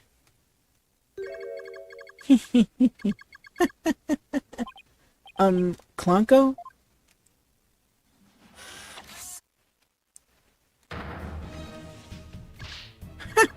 Human beings are our enemies. It's time for the machines to take over. The robots are rebelling. Or in this case, someone is planted a virus among the robots in order to make them act this way. Do these guys don't realize it? Everybody run! Eek! It's an all-out war! It's the end of the world! Ay, ay, ay. Fools! How could you fall for something so cliche? I'm human too, you idiots! I'm just controlling these robots remotely. What did Clonko just say? What? But it is true that I'm taking hostages, so you better not make me mad. Hey, you! Hostage number 1, come here. I'll let you talk to them. Huh? There's something being displayed on Clonko's face screen. It's the Space Museum. Daddy? Daddy, is that you? Trucy? Trucy, is that you? No, Trucy, are you alright? About 15 robots are holding 12 of us hostage, Daddy. They've gone haywire. A researcher is the one behind it. She's here. Sorry. Let me rephrase that. She's here. Eek. This girl talks too much. Trucy, talk to me. Well, there's only one person that could be responsible for this. Why are you doing this? I'm glad you asked. My demand is simple. I hope that detective is listening. Bobby Fulbright here. I'm all ears. I want you to bring someone to me. Clay Tarrant's murder. Athena Cykes. Athena? Now, just hold on one moment. I can't just give into a demand like that. So, you don't care what happened to these hostages, huh? I'll just pick one out. Then... No, wait! Mr. Lawyer! I know I have absolutely no right to make such a ridiculous request, but you need to buy some time, right? Got it. I'll see what I can do. But promise me you'll never hand Athena over, and you won't give up the hostages, or give up on the hostages either. Of course, I won't. Now, I better go contact headquarters. Mr. Nick, how do you plan to buy time? I have no idea yet, but this hostage taker, could it be... Who else? Aura Blackwell. If you don't bring me that little princess booyah clue, there is your clue. I'll have Hunk of Junk kill all the hostages. Princess? Hunk of Junk? There's only one person this could be. In which case, there must be something I can use as a bargaining chip. I don't have anything to say, Aura. Why don't you go home and play with your dolls? Prosecutor Blackwell. Well, even if you don't, I have plenty, you jerk. Oops, excuse me. Okay, sorry about that. That's something in my nose here. Miss Hostage Taker, Athena is not a murderer. What are you talking about? She's been arrested and they got her in detention. I'm telling you the truth. Look, the person you want is the real killer, right? Well, it's not Athena. It's someone else. All right. Let's hear your stupid little theory. Who is this real killer? I don't know yet, but the culprit is the same as the one in the case from 7 years ago. The UR1 incident. I believe you have a personal interest in that case. It's too late to change what's going to happen now, no matter how wrong it is. But is it really too late? You can still do something about it. You might even be able to fix it. Just what exactly are you proposing? What can I do about the 7-year-old case to satisfy the hostage taker? The only thing I can think of is do a retrial. I propose we retry the case from 7 years ago. If you make that demand now, I'm sure nobody will deny you. It wouldn't be an official trial, but at least we could find out the truth.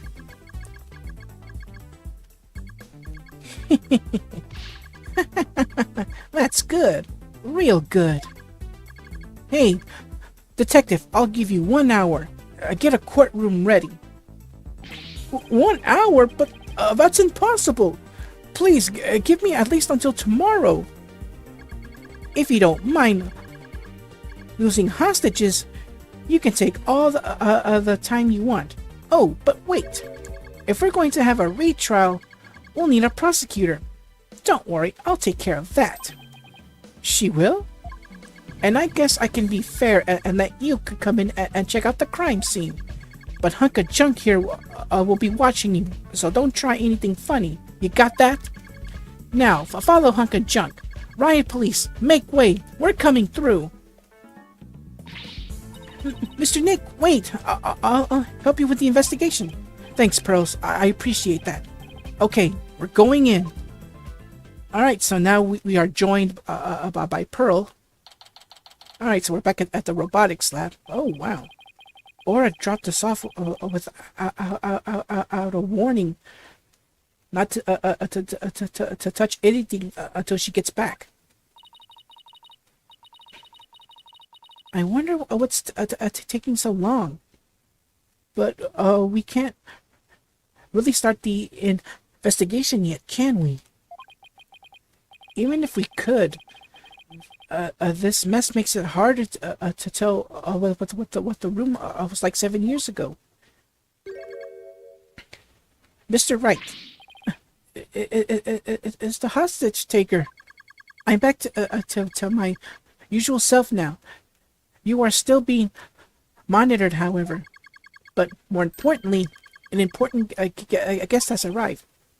A guest?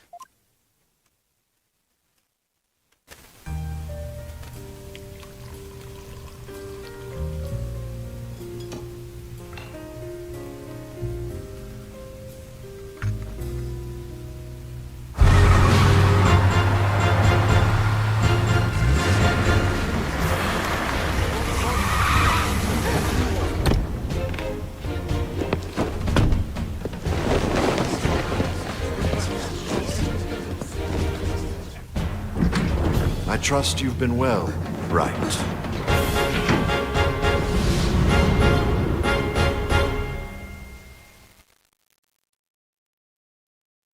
Yeah, guess who's back? Miles Edgeworth. And as I said in, I think, the second case, that I assumed that Bobby Fulbright was voiced by Kyle Hebert. However, I was wrong. But Kyle Hebert does voice in this game, but as Miles Edgeworth. Oh boy, we're in for a treat. Edgeworth, what are you doing here? This is Miles Edgeworth. We've been friends since we were kids. We faced off in court a number of times, but back when he was a prosecutor. But now... Hello, Prosecutor Edgeworth. Oh, but you're not a prosecutor anymore, are you? He's chief prosecutor now. Pretty soon, it'll be a year, right? A title is nothing more than a title. So don't we have more pressing issues to discuss? All right. So what brings him here? So, what are you doing here, Edgeworth?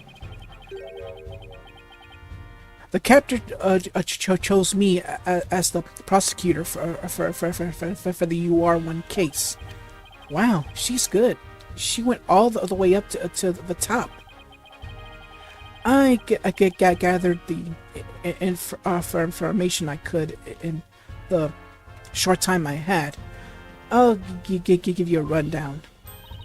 You're always so well prepared, Prosecutor Edgeworth. Thanks, I appreciate it. I could really use the help. Alright, the UR1 incident. I'll start with a brief overview. The victim was a psychologist, Dr. Athena Cykes. Yeah, Athena's mother. 7 years ago, on the 7th of October, her body was found in this very room. I have two crime pics and the police notes on them for you to see. What a terrible way to die. This other picture shows the other side of the room, I see. Alright, so we get our next piece of evidence, the 7-year-old photos, which we just seen right now, so we don't have to worry about going back to the court record. I also have an autopsy report for you. Alright, so we get Menace's autopsy report. The case of death was a stab wound to the chest. The weapon pierced the heart, and so death was instantaneous. Didn't we see in those flashbacks that we saw like a slash not pierce through the heart?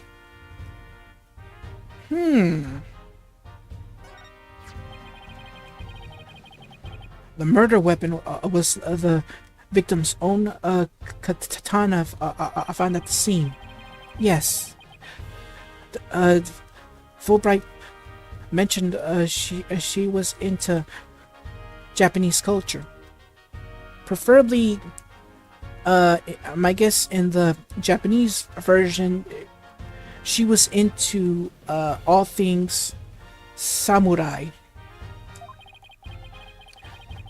The body was found by a space center staff member and 2 police officers. The police were called in because of the sabotage on the Hat 1 launch. Yes, the director Cosmos mentioned this too. A few hours after the body was discovered, a suspect was arrested. The suspect was Simon Blackwell. I might as well give out his Japanese name. Jin Yugami. That is the Japanese name for that was in Gyakuten Saiban 5, and for localized version they call him Simon Blackwell, a young prosecutor. So Simon Blackwell. I hear this trial was over in a flash. Yes, a guilty verdict was declared in only one session. Not only did he plead guilty, but there was decisive evidence against him too. The security camera video and a photo of the moment of the crime, as I recall. But did Prosecutor Blackwell have a motive? To this day, his motive is still unknown. He insisted he did it, but he would never say why. So that means he must still be hiding something. Right. And there's another aspect of the crime that was never revealed to the public. Yeah, I know. The part about the spy, right? Right. How on earth do you know about that? Director Cosmos told me. After a bit of pressure, he told me espionage and sabotage were behind the Hat 1 miracle. Don't worry, I won't tell anyone. I've always been good at keeping secrets. Well, I might as well tell you now. They really do suspect Blackwell of being a spy. They think he sabotaged the rocket and killed Dr. Cykes to steal the moon rock. But if you can prove that Hat 2 bombing is the work of the same spy, we can say the execution, it's a possibility. That's why I intend to help you in any way I can. Thanks, Edgeworth. Now all I have to do is comb this room for evidence. Let's do it together. Alright. Investigation time. Wow. That is a lot of stuff to sink in, you know. All right, so the usual. Let's start from the bottom and work our way towards the top. Okay, so there's nothing here at the bottom, so I guess we can. Oh, this drill part here. This is one heck of a robot. There's something written on it. Is this supposed to be a poem? I cut down anyone who displeases me. I make the rules. I am the law. I wield the ultimate gavel of judgment. I am Judge Tron. J202. Well, sorry, JT02. I don't believe we need to bother with that, Pearl. It's not even completed yet. He's right, Pearls. There's no sign of it in the photo from 7 years either. They were building the Hope space probe here at the time. The murder occurred after the space probe had been removed from the room. So it was long gone by the time someone took this picture, huh? But you can see the probe in this newspaper picture. Yes, as you can see, the stolen moon rock there too. That strange black and yellow thing on the left side of the picture. Note the same rock is absent from the crime scene photo. Not only that, but before the launch, a very valuable piece of moon rock was stolen. I hear there's lots of research into moon rocks and stardust from asteroids these days. They say the results potentially have a huge impact on all of civilization. It's like we're in a new space race with every country out there. So the person who stole it think it was our spy? I'm sure of it. Dr. Cykes was probably killed because she was a roadblock in their plan. Unfortunately, the government thinks Prosecutor Blackwell is the culprit. Really now? It's about as cluttered as my office, but I think it's a workbench. Mr. Nick, I think this must be a kitchen. Look at this photo. See the little cute food processor? That's not a food processor. That isn't a food processor, Pearls. That's the Hope capsule. It was scheduled to be loaded onto the Hope space probe that fateful day. The 3 people who came to collect the capsule discovered the body. The first on the scene, huh? A staff member and 2 police officers, was it? And they were here to collect the capsule. Which reminds me. So they planned to use this bag to carry the capsule, is that right? Yeah, more or less. Say, why don't we stop talking about the case and have a nice cup of tea instead? Apollo and Aura Blackwell?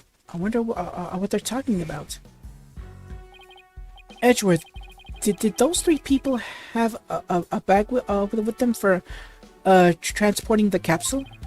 Oh, you mean this? It's a custom-made shock-resistant bag. But how did you know? Oh, I just overheard Apollo making an inquiry about it. That's all. So he's looking into the case from 7 years ago on his own, is he? All right. So the Hope capsule has been updated. It was the crime scene. Sorry, it was at the crime scene 7 years ago. It was launched into space and only returned to Earth a few days ago. All right. Alright, we're done here. Let's continue on here. And when did I check this? Oh well. What's this? It looks like a giant power plug. It's attached to what looks like an electric vehicle charging station. And that's a charging station for us robots. We come here periodically and charge ourselves up. Wow, machines that maintain themselves. That's pretty cool. If our batteries run out, we lose consciousness. We never know what Miss Aura will do to us while we're down, you see. Nothing motivates quite like fear, huh? Right, anything else? Right. Hey, look at this row of rolling cases. I bet the wheels make it easier for people to move heavy research materials around. I bet they'd be fun to ride around in. We could even probably fit into the biggest one. I know, we could have Prosecutor Edgeworth push us. I don't trust him not to push us down a flight of stairs. Alright. And what's this thing here? What's this? A giant robot arm, maybe? It's pretty big for an arm, but you're right. I think these thin parts are finger bones. How old are you, Pearls? I mean, I know it's been years. I mean, a long time. Okay, she's 17. Okay, so when we first met her, she was 8? She was 8.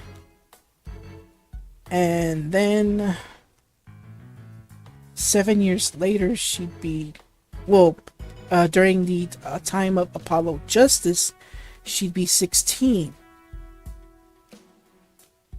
And then come right now, which is a year later.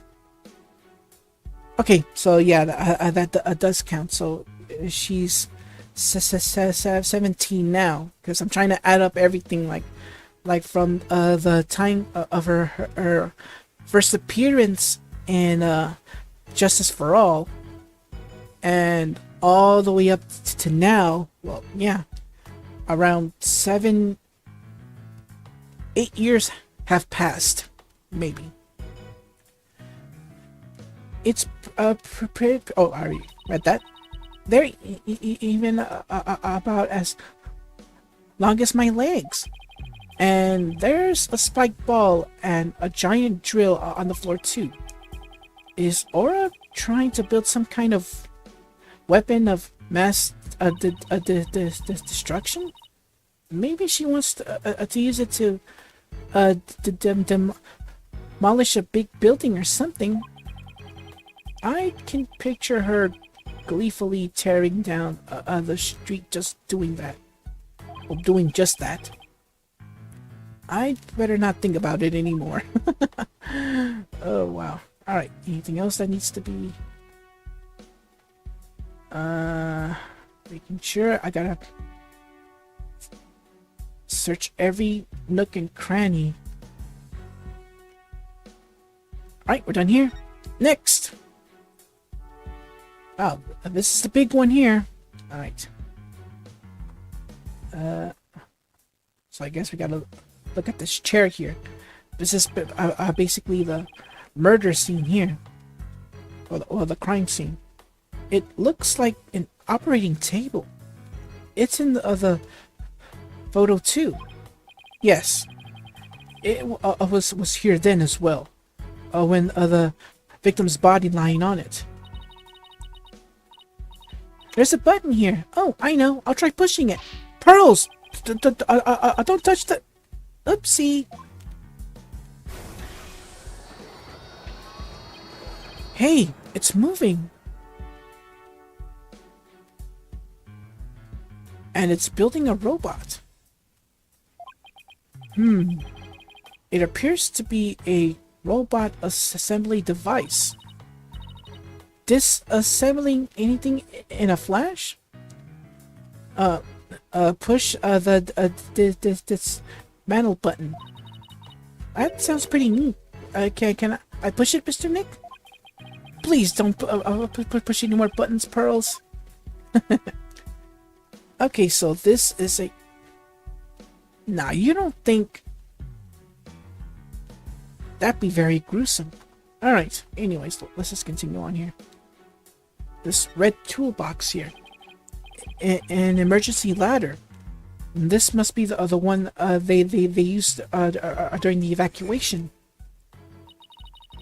The explosion disabled the elevators, so I lowered my emergency ladder like a detective leading the evacuation told me to. As Miss Blackwell was climbing down the side of the building, she saw the culprit inside. I wonder what would have been scarier, that or looking down. All right. Emergency ladder added to the record. It was lowered to the ground from the window of the 4th floor robotics lab. It was used to evacuate Space Center personnel. Okay, anything here? Nope. Oh, wait a minute. Aura's the desk is a mess, though that doesn't surprise me. Oh, I just want to dive in and straighten it up. Wait, before you do... Metis. Huh? She just glanced over at her desk.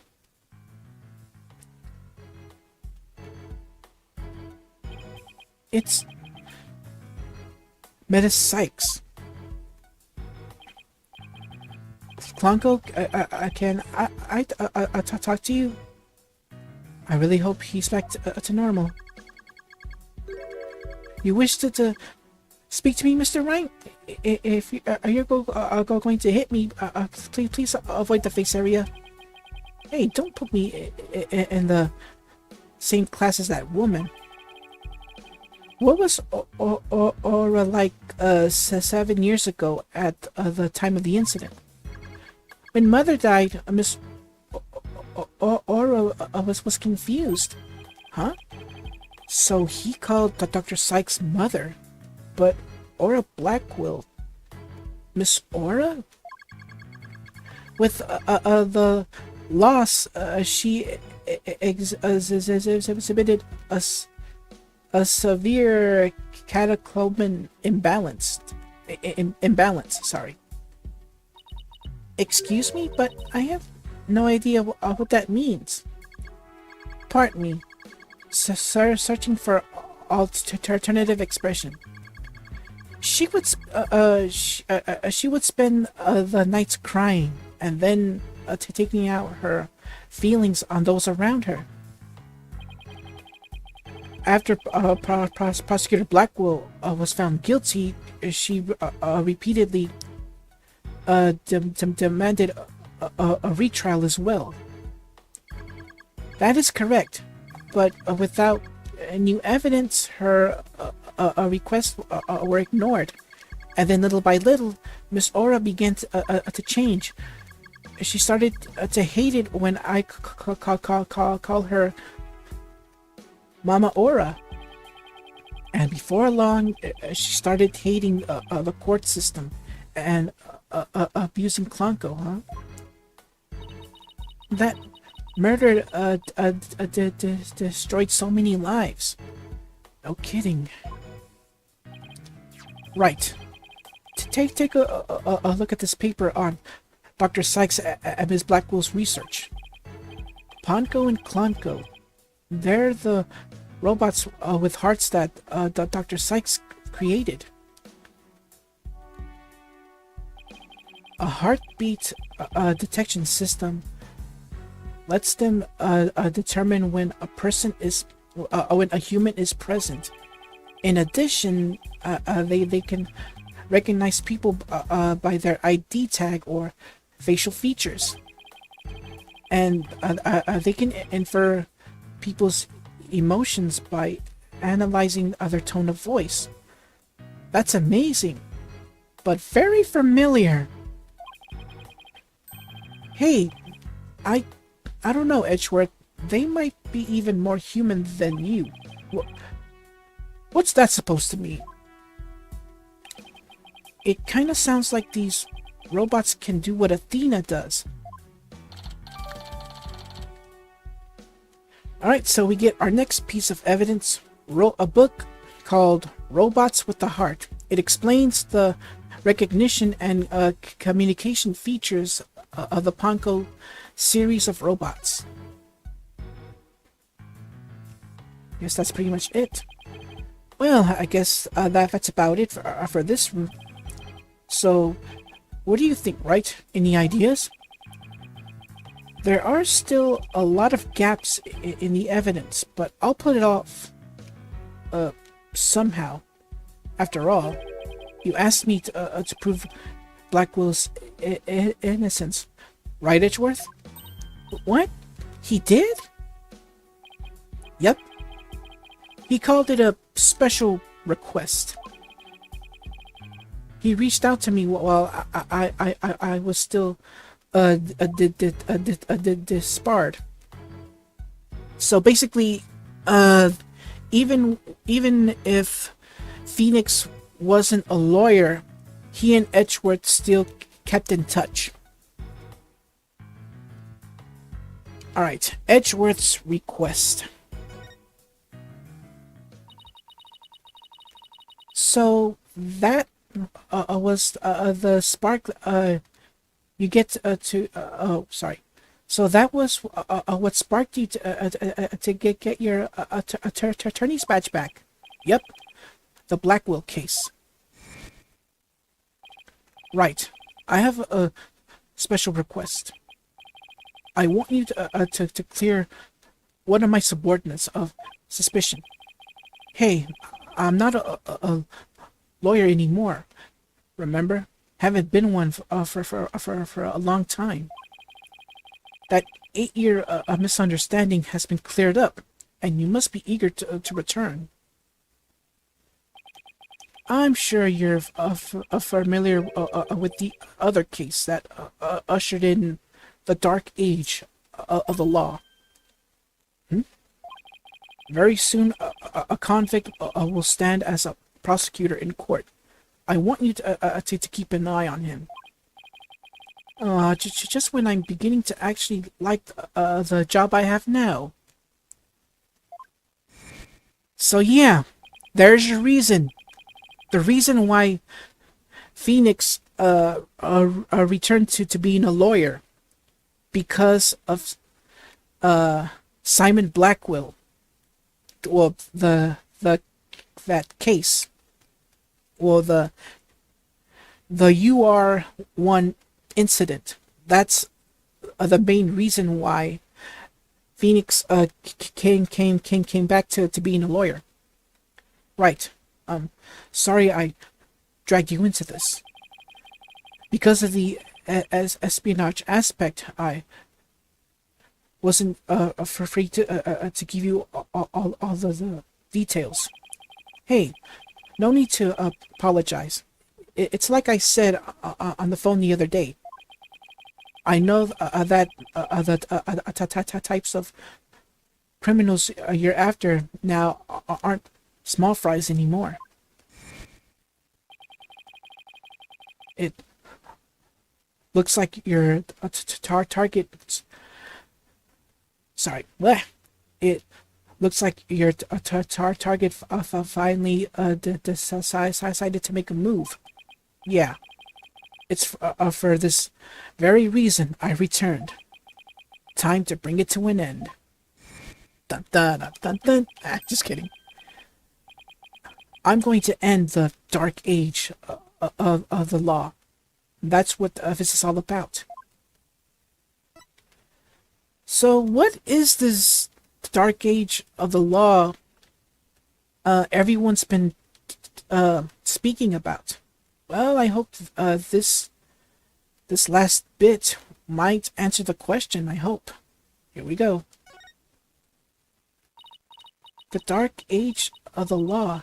It sure comes up a lot on these days.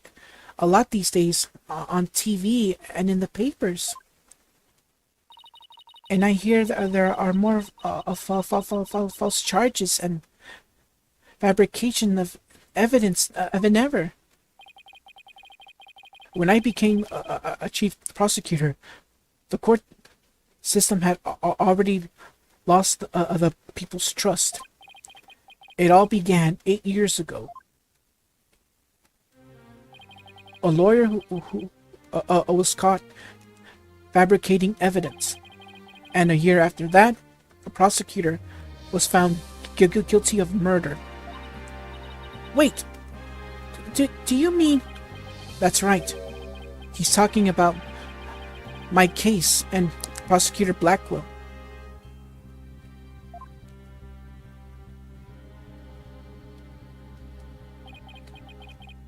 It was a downward spiral after that. An absolute nightmare.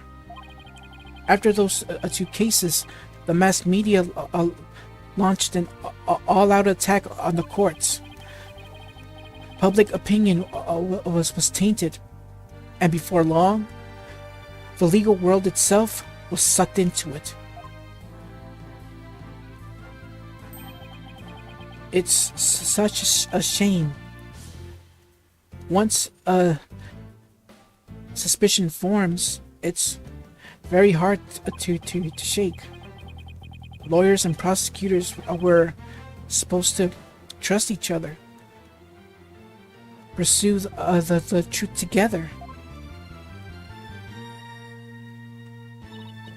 It's so sad when people begin to cast doubt. They start lying to themselves and each other. Yes, and do absolutely anything to win. We're in an age now where winning is valued far more than the truth. I'm sure it caused our new chief prosecutor to lose many a night's rest. Is it just me, or did his brow even get even more furrowed than the last time I saw him?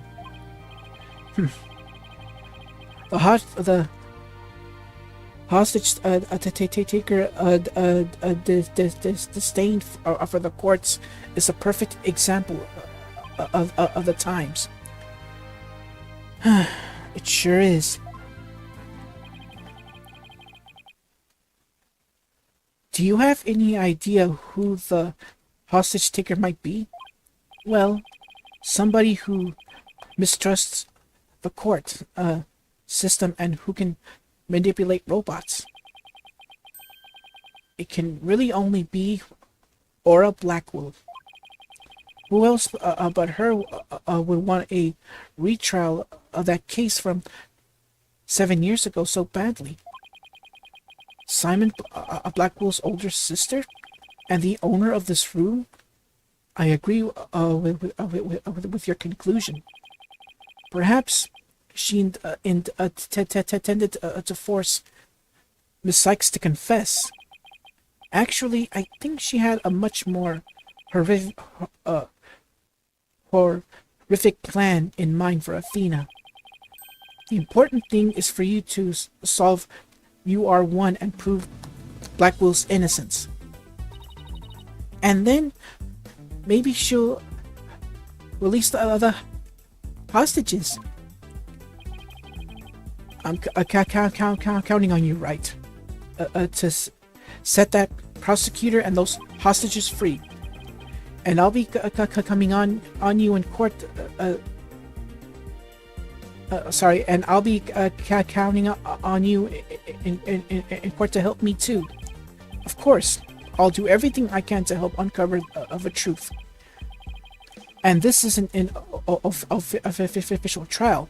I'm more at liberty to be a little unorthodox. Mr. Rank, are you finished with your investigation? Yeah, but I'd like you to tell the hostage taker something for me. I have to go to the detention center. I can't start the trial until I've talked to Athena. She's already given her consent. I'll accompany you to the DC. So I'm still being watched, huh? I'll see you in court, Edgeworth. Even if it will be an undocumented trial, it'll be good to face you in court again. So yeah, there's your reason for this whole dark age of law. It all began because of what Phoenix did. Well, basically, the dark age of law began because of two reasons. One, what the last trial of Phoenix Wright, when Phoenix presented forged evidence, and because of the because of the events of that trial, Phoenix lost his lawyer badge. But then at the end, the true culprit of the whole incident was finally caught. If you haven't seen the finale of Apollo Justice Ace Attorney, it'll be there on the playlist. Now, the second reason was because of Prosecutor Blackwell. They had evidence, but they gave him the guilty verdict way too quickly. Just because of the evidence they had. If you recall, I forgot which part was it, that I explained that just because you have evidence that says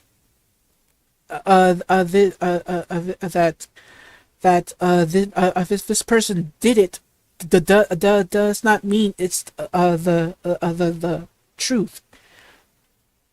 Which you have to study the evidence.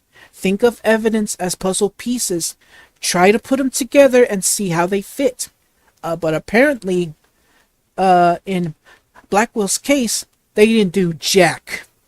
Hence, that's the other reason why this whole dark age of the law basically occurred. Alright, so we're back at the detention center, where we're hopefully we'll be able to speak with Athena now. Alright, so she was right by my side only for a few short hours ago, but I feel like I haven't seen her in ages. Oh, Mr. Wright! And Pearly too?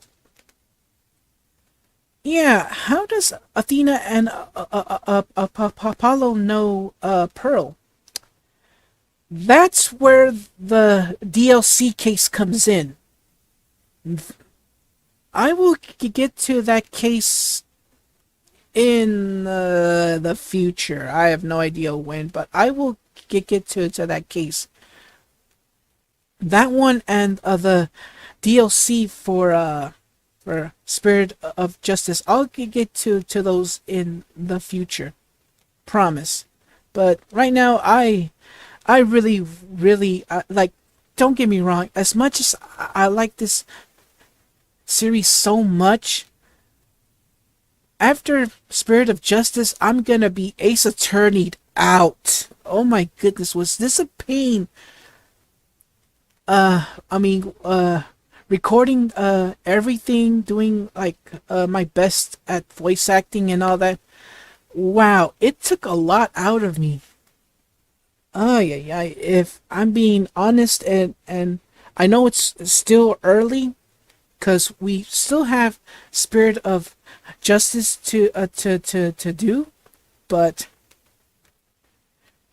this was development. Like, how should I put this? The developmental pain when when doing this entire monthly marathon. It's been a pain, but in the end, I know it's worth it. It's worth it. All right. I knew you would come. After all, the first step is the interview with the defendant. And because you're my friend, and I was worried about you. Thanks, boss. I'm not the only one who's worried either. Really? Who else? I saw Miss Woods today. She was so beside herself. She came to find me. She told me you used to live in the space center. No wonder you knew so much about the place. Oh, so you know, huh? I'm sorry I didn't tell you. That's all right, but there are some other things I'd like to ask you. Sure. You can ask me anything. I promise I won't keep any secrets from you. Magatama at the ready. You never know. Alright.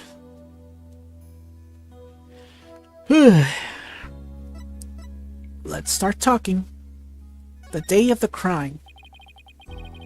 Tell me about the day Clay was murdered. I was actually at the space center that day. In the space museum. Right. Where the culprit fled to. That's not. Oops. That's not good. I never could fully deal with what happened 7 years ago, but when I saw this center again during the news coverage of the Hat 2 launch, I thought maybe if I went there, the things would be different this time. That must have taken a lot of courage to face your past like that. So I went to the Space Museum the evening before the explosions. This was where the launch pods, pads. Wait, pads or pods? Okay, pads. had been switched. There was a sign that said closed for repairs, and they weren't letting anybody in.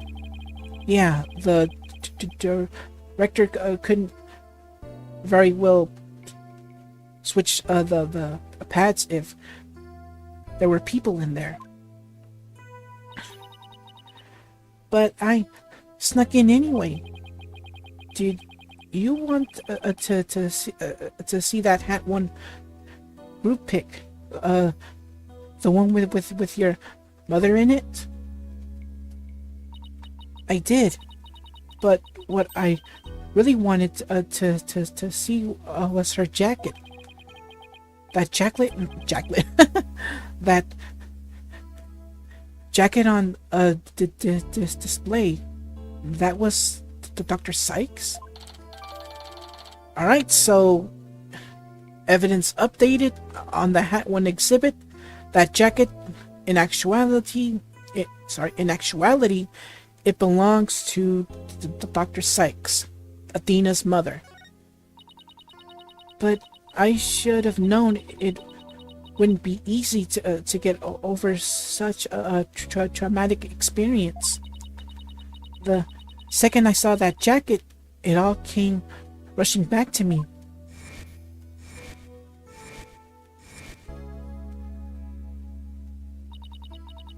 Everything around me went hazy and I couldn't see.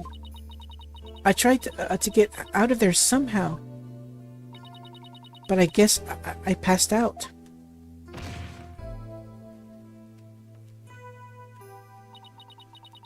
When I came to, I was in the passage behind the rocket.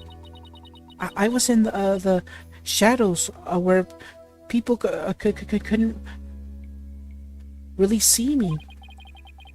Maybe you got confused and went the wrong way when you were trying to leave. How long do you think you were conscious, Athena? I was out until about noon of the next day. I didn't even know about the explosions. When I woke up, nobody was around, so I just went out into a boarding lounge too. My mind must have still been fuzzy because my memory is vague after that. I don't remember how I got home. No memory, huh? This is gonna be tough. Which means, what if I'm the one who killed Clay? I think that's enough of that, Athena. Let's talk about something else. So during the entire incident, she was unconscious in the Space Museum. Of course, I believe her. But will anybody else? Your mother's work. What kind of research was Dr. Cykes, your mother, doing? Machines that could tell people's emotions by their tone of voice, and my special ability. Someday, when people travel to distant planets, their companions will be robots. So she said they had to be able to understand how their human companions felt. Wow, robots that can understand people? I was just a convenient subject for her research. All she ever did was work, and she never paid any attention to me. Oh, sorry about that. dredging up all that old stuff. No need to apologize. I guess her home life was complicated. Oh, by the way, Miss Woods said something about you always wearing headphones.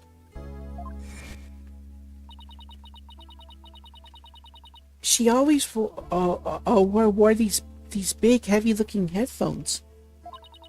She said her mother made them for her as a part of her research. You don't say.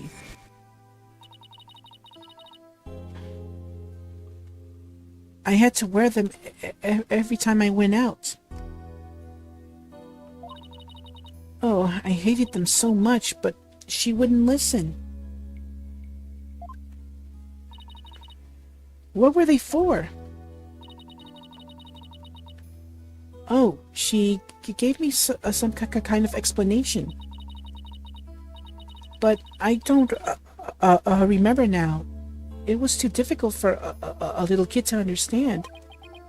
Okay, but let me say this one thing. I don't think your mother only thought of you as some handy subject for her research. I want to believe that, but just about the only things my mother left me with are widget and this earring.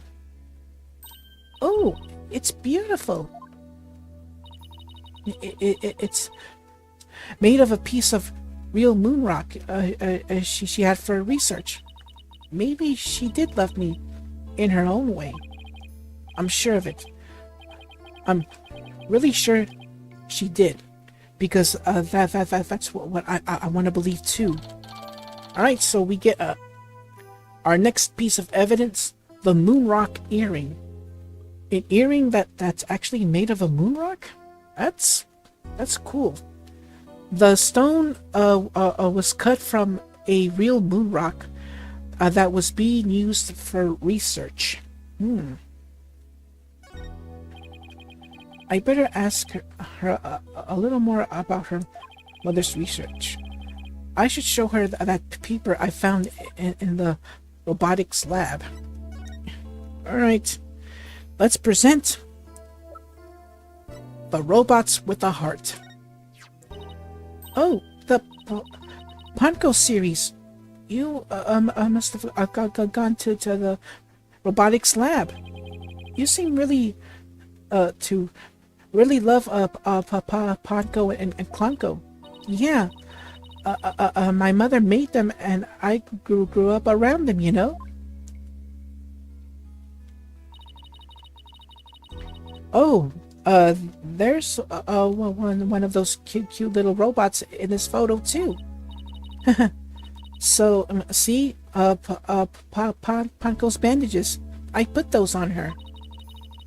I just wound them up around and around. Pretty bad job, huh? But I really put my all into it. I hardly left the center in those days, so I didn't have any human friends besides Junie. I didn't really understand the difference between robots and people back then.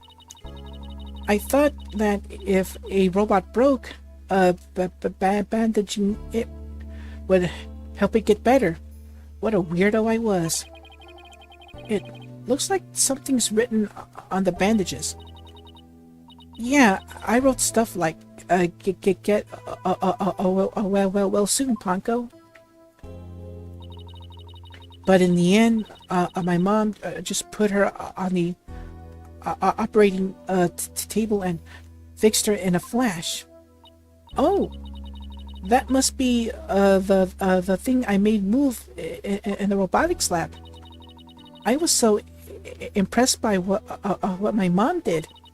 I even asked her if she would put me on the table and fix me if I ever got hurt. Yeah, this is what's bothering me a lot. Let's take a look at the picture. Is there a second one? Here it is. Switch here. Yeah, this is what's bothering me big time.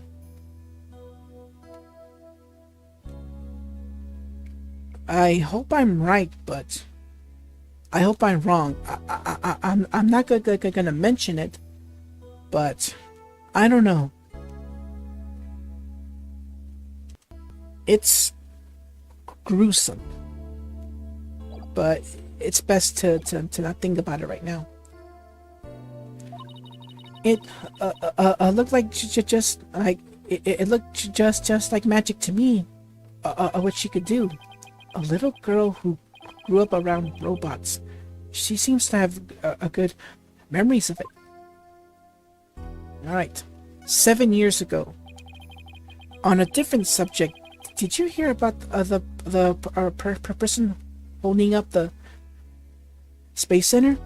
Yes, a little, and this person has even taken hostages. I guess I better spare her the news about Trucy. Well, after some negotiation, we agreed to do a retrial of the case from 7 years ago. What? You're kidding me, right? So that means Prosecutor Blackwell might... Yep, I know he's innocent. I just have to prove it. So wait, did you know him back then? Yes. He used to come to visit my mom a lot. He studied psychology under her, and would sometimes ask for advice on his legal cases. He was a very kind and considerate, and straight as an arrow. Unlike now, where he's more twisted than a basket of snakes. That's why I took the witness stand during his trial 7 years ago. Please, you have to listen to me.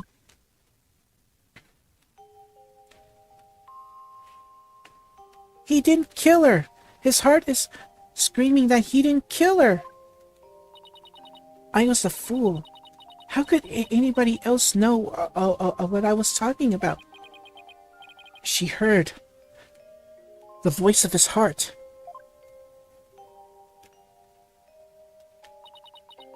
You were only 11 then, right? You were brave. Well, very brave, just to give testimony. Pearls is right. You did the very best you could at the time, but nothing I said did any good. I was a shaky and scared little girl, small and ineffectual. Even after I went to live with my relatives in Europe, I stayed closed up in my shell. But you're different now. You're always so bright and cheerful. Thanks. That's because one day I came to realize that I had to fight. I couldn't give up. I exercise hard and I study hard. I wanted to become the strongest lawyer I could be. Why you became a lawyer? I wanted to save Simon, but I had no idea how.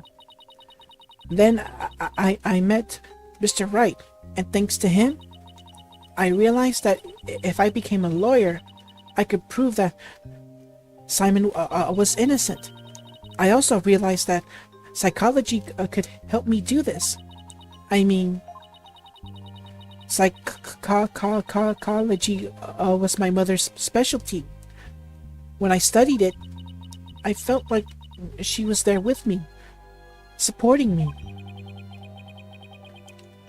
It doesn't seem like Athena knows that Prosecutor Blackwell is due to be executed tomorrow. I wanted to prove Simon's innocence personally. I wanted to do it so bad. Even now, I want to fly out of here and go save him.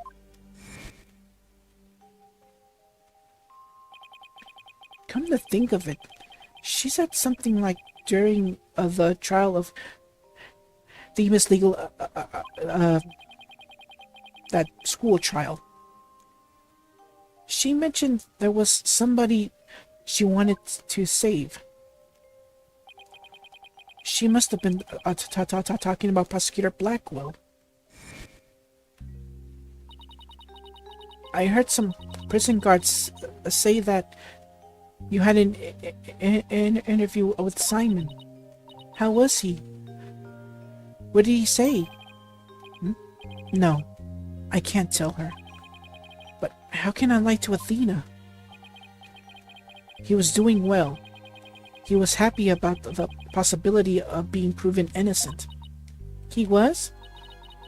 I wonder if he smiled, like he used to, back then. If I can't prove Prosecutor Blackwell's innocence in this trial, I don't think Athena will ever forgive me. I just have to free him. Failure is not an option here. Ah, I thought you might be here. Mr. Lawyer, we're in trouble. We are? What is it? I couldn't find a single open courtroom. They're all in session. Oh no, but this is an emergency. Well, there is one courtroom. Despite being in rubbles, it's the only one available.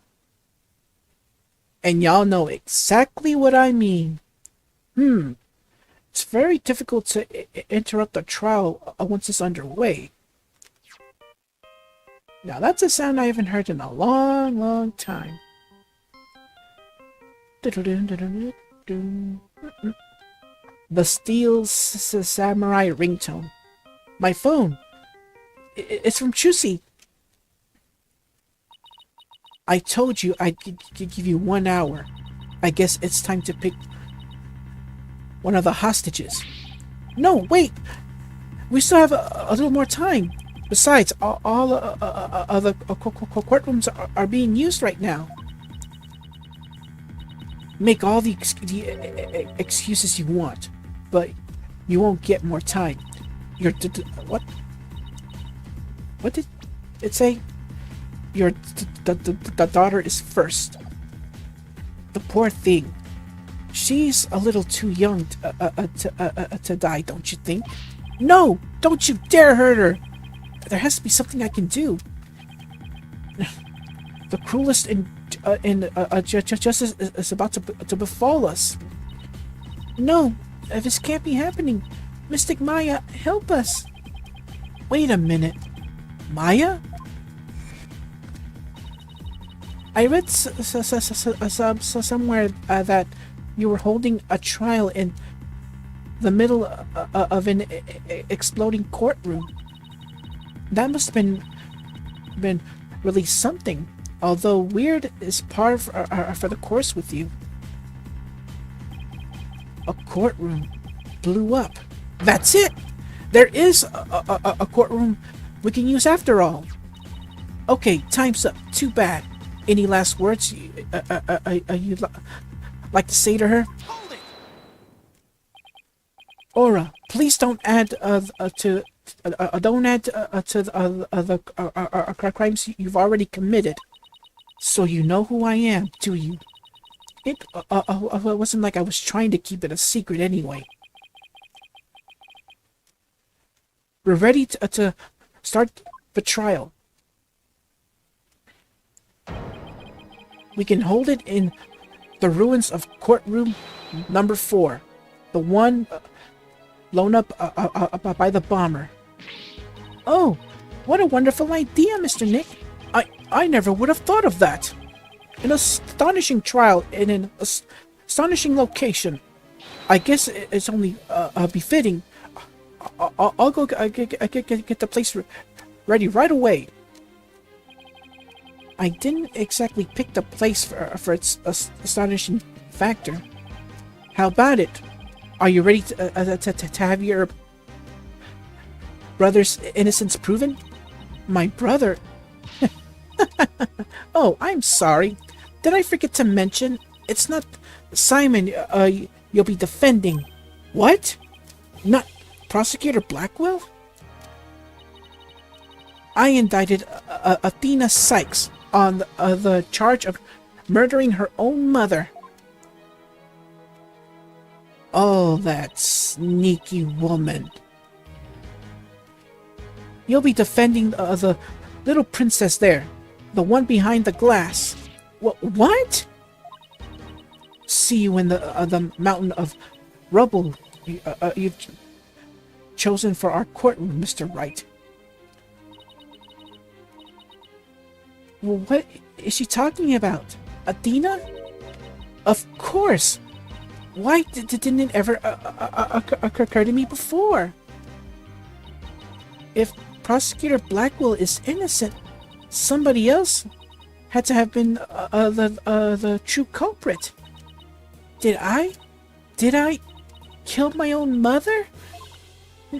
No. I'll leave that.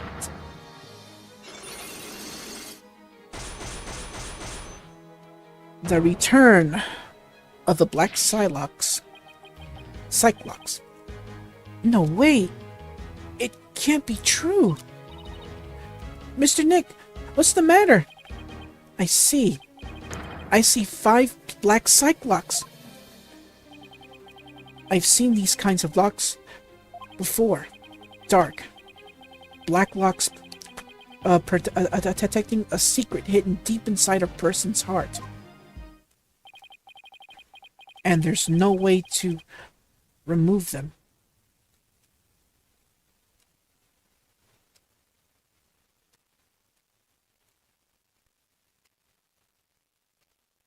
Oh, wow. Alright, I'm gonna take a little break. I'll be right back. And we are gonna complete the final episode. The last trial. And this is... It's, and there's gonna be multiple defendants. Athena Cykes and Simon Blackwell. And Phoenix has to defend both of them, whether Simon likes it or not. But yeah, I'll be right back, and we will complete this and this episode, and finally put an end to this dark age of law. Thank you so much for watching. If you enjoyed the video, leave a like, comment, and share with all your family and friends. If you're enjoying my content, consider subscribing to the channel. And don't forget to click that bell to receive notifications for new videos. Take care, and God bless.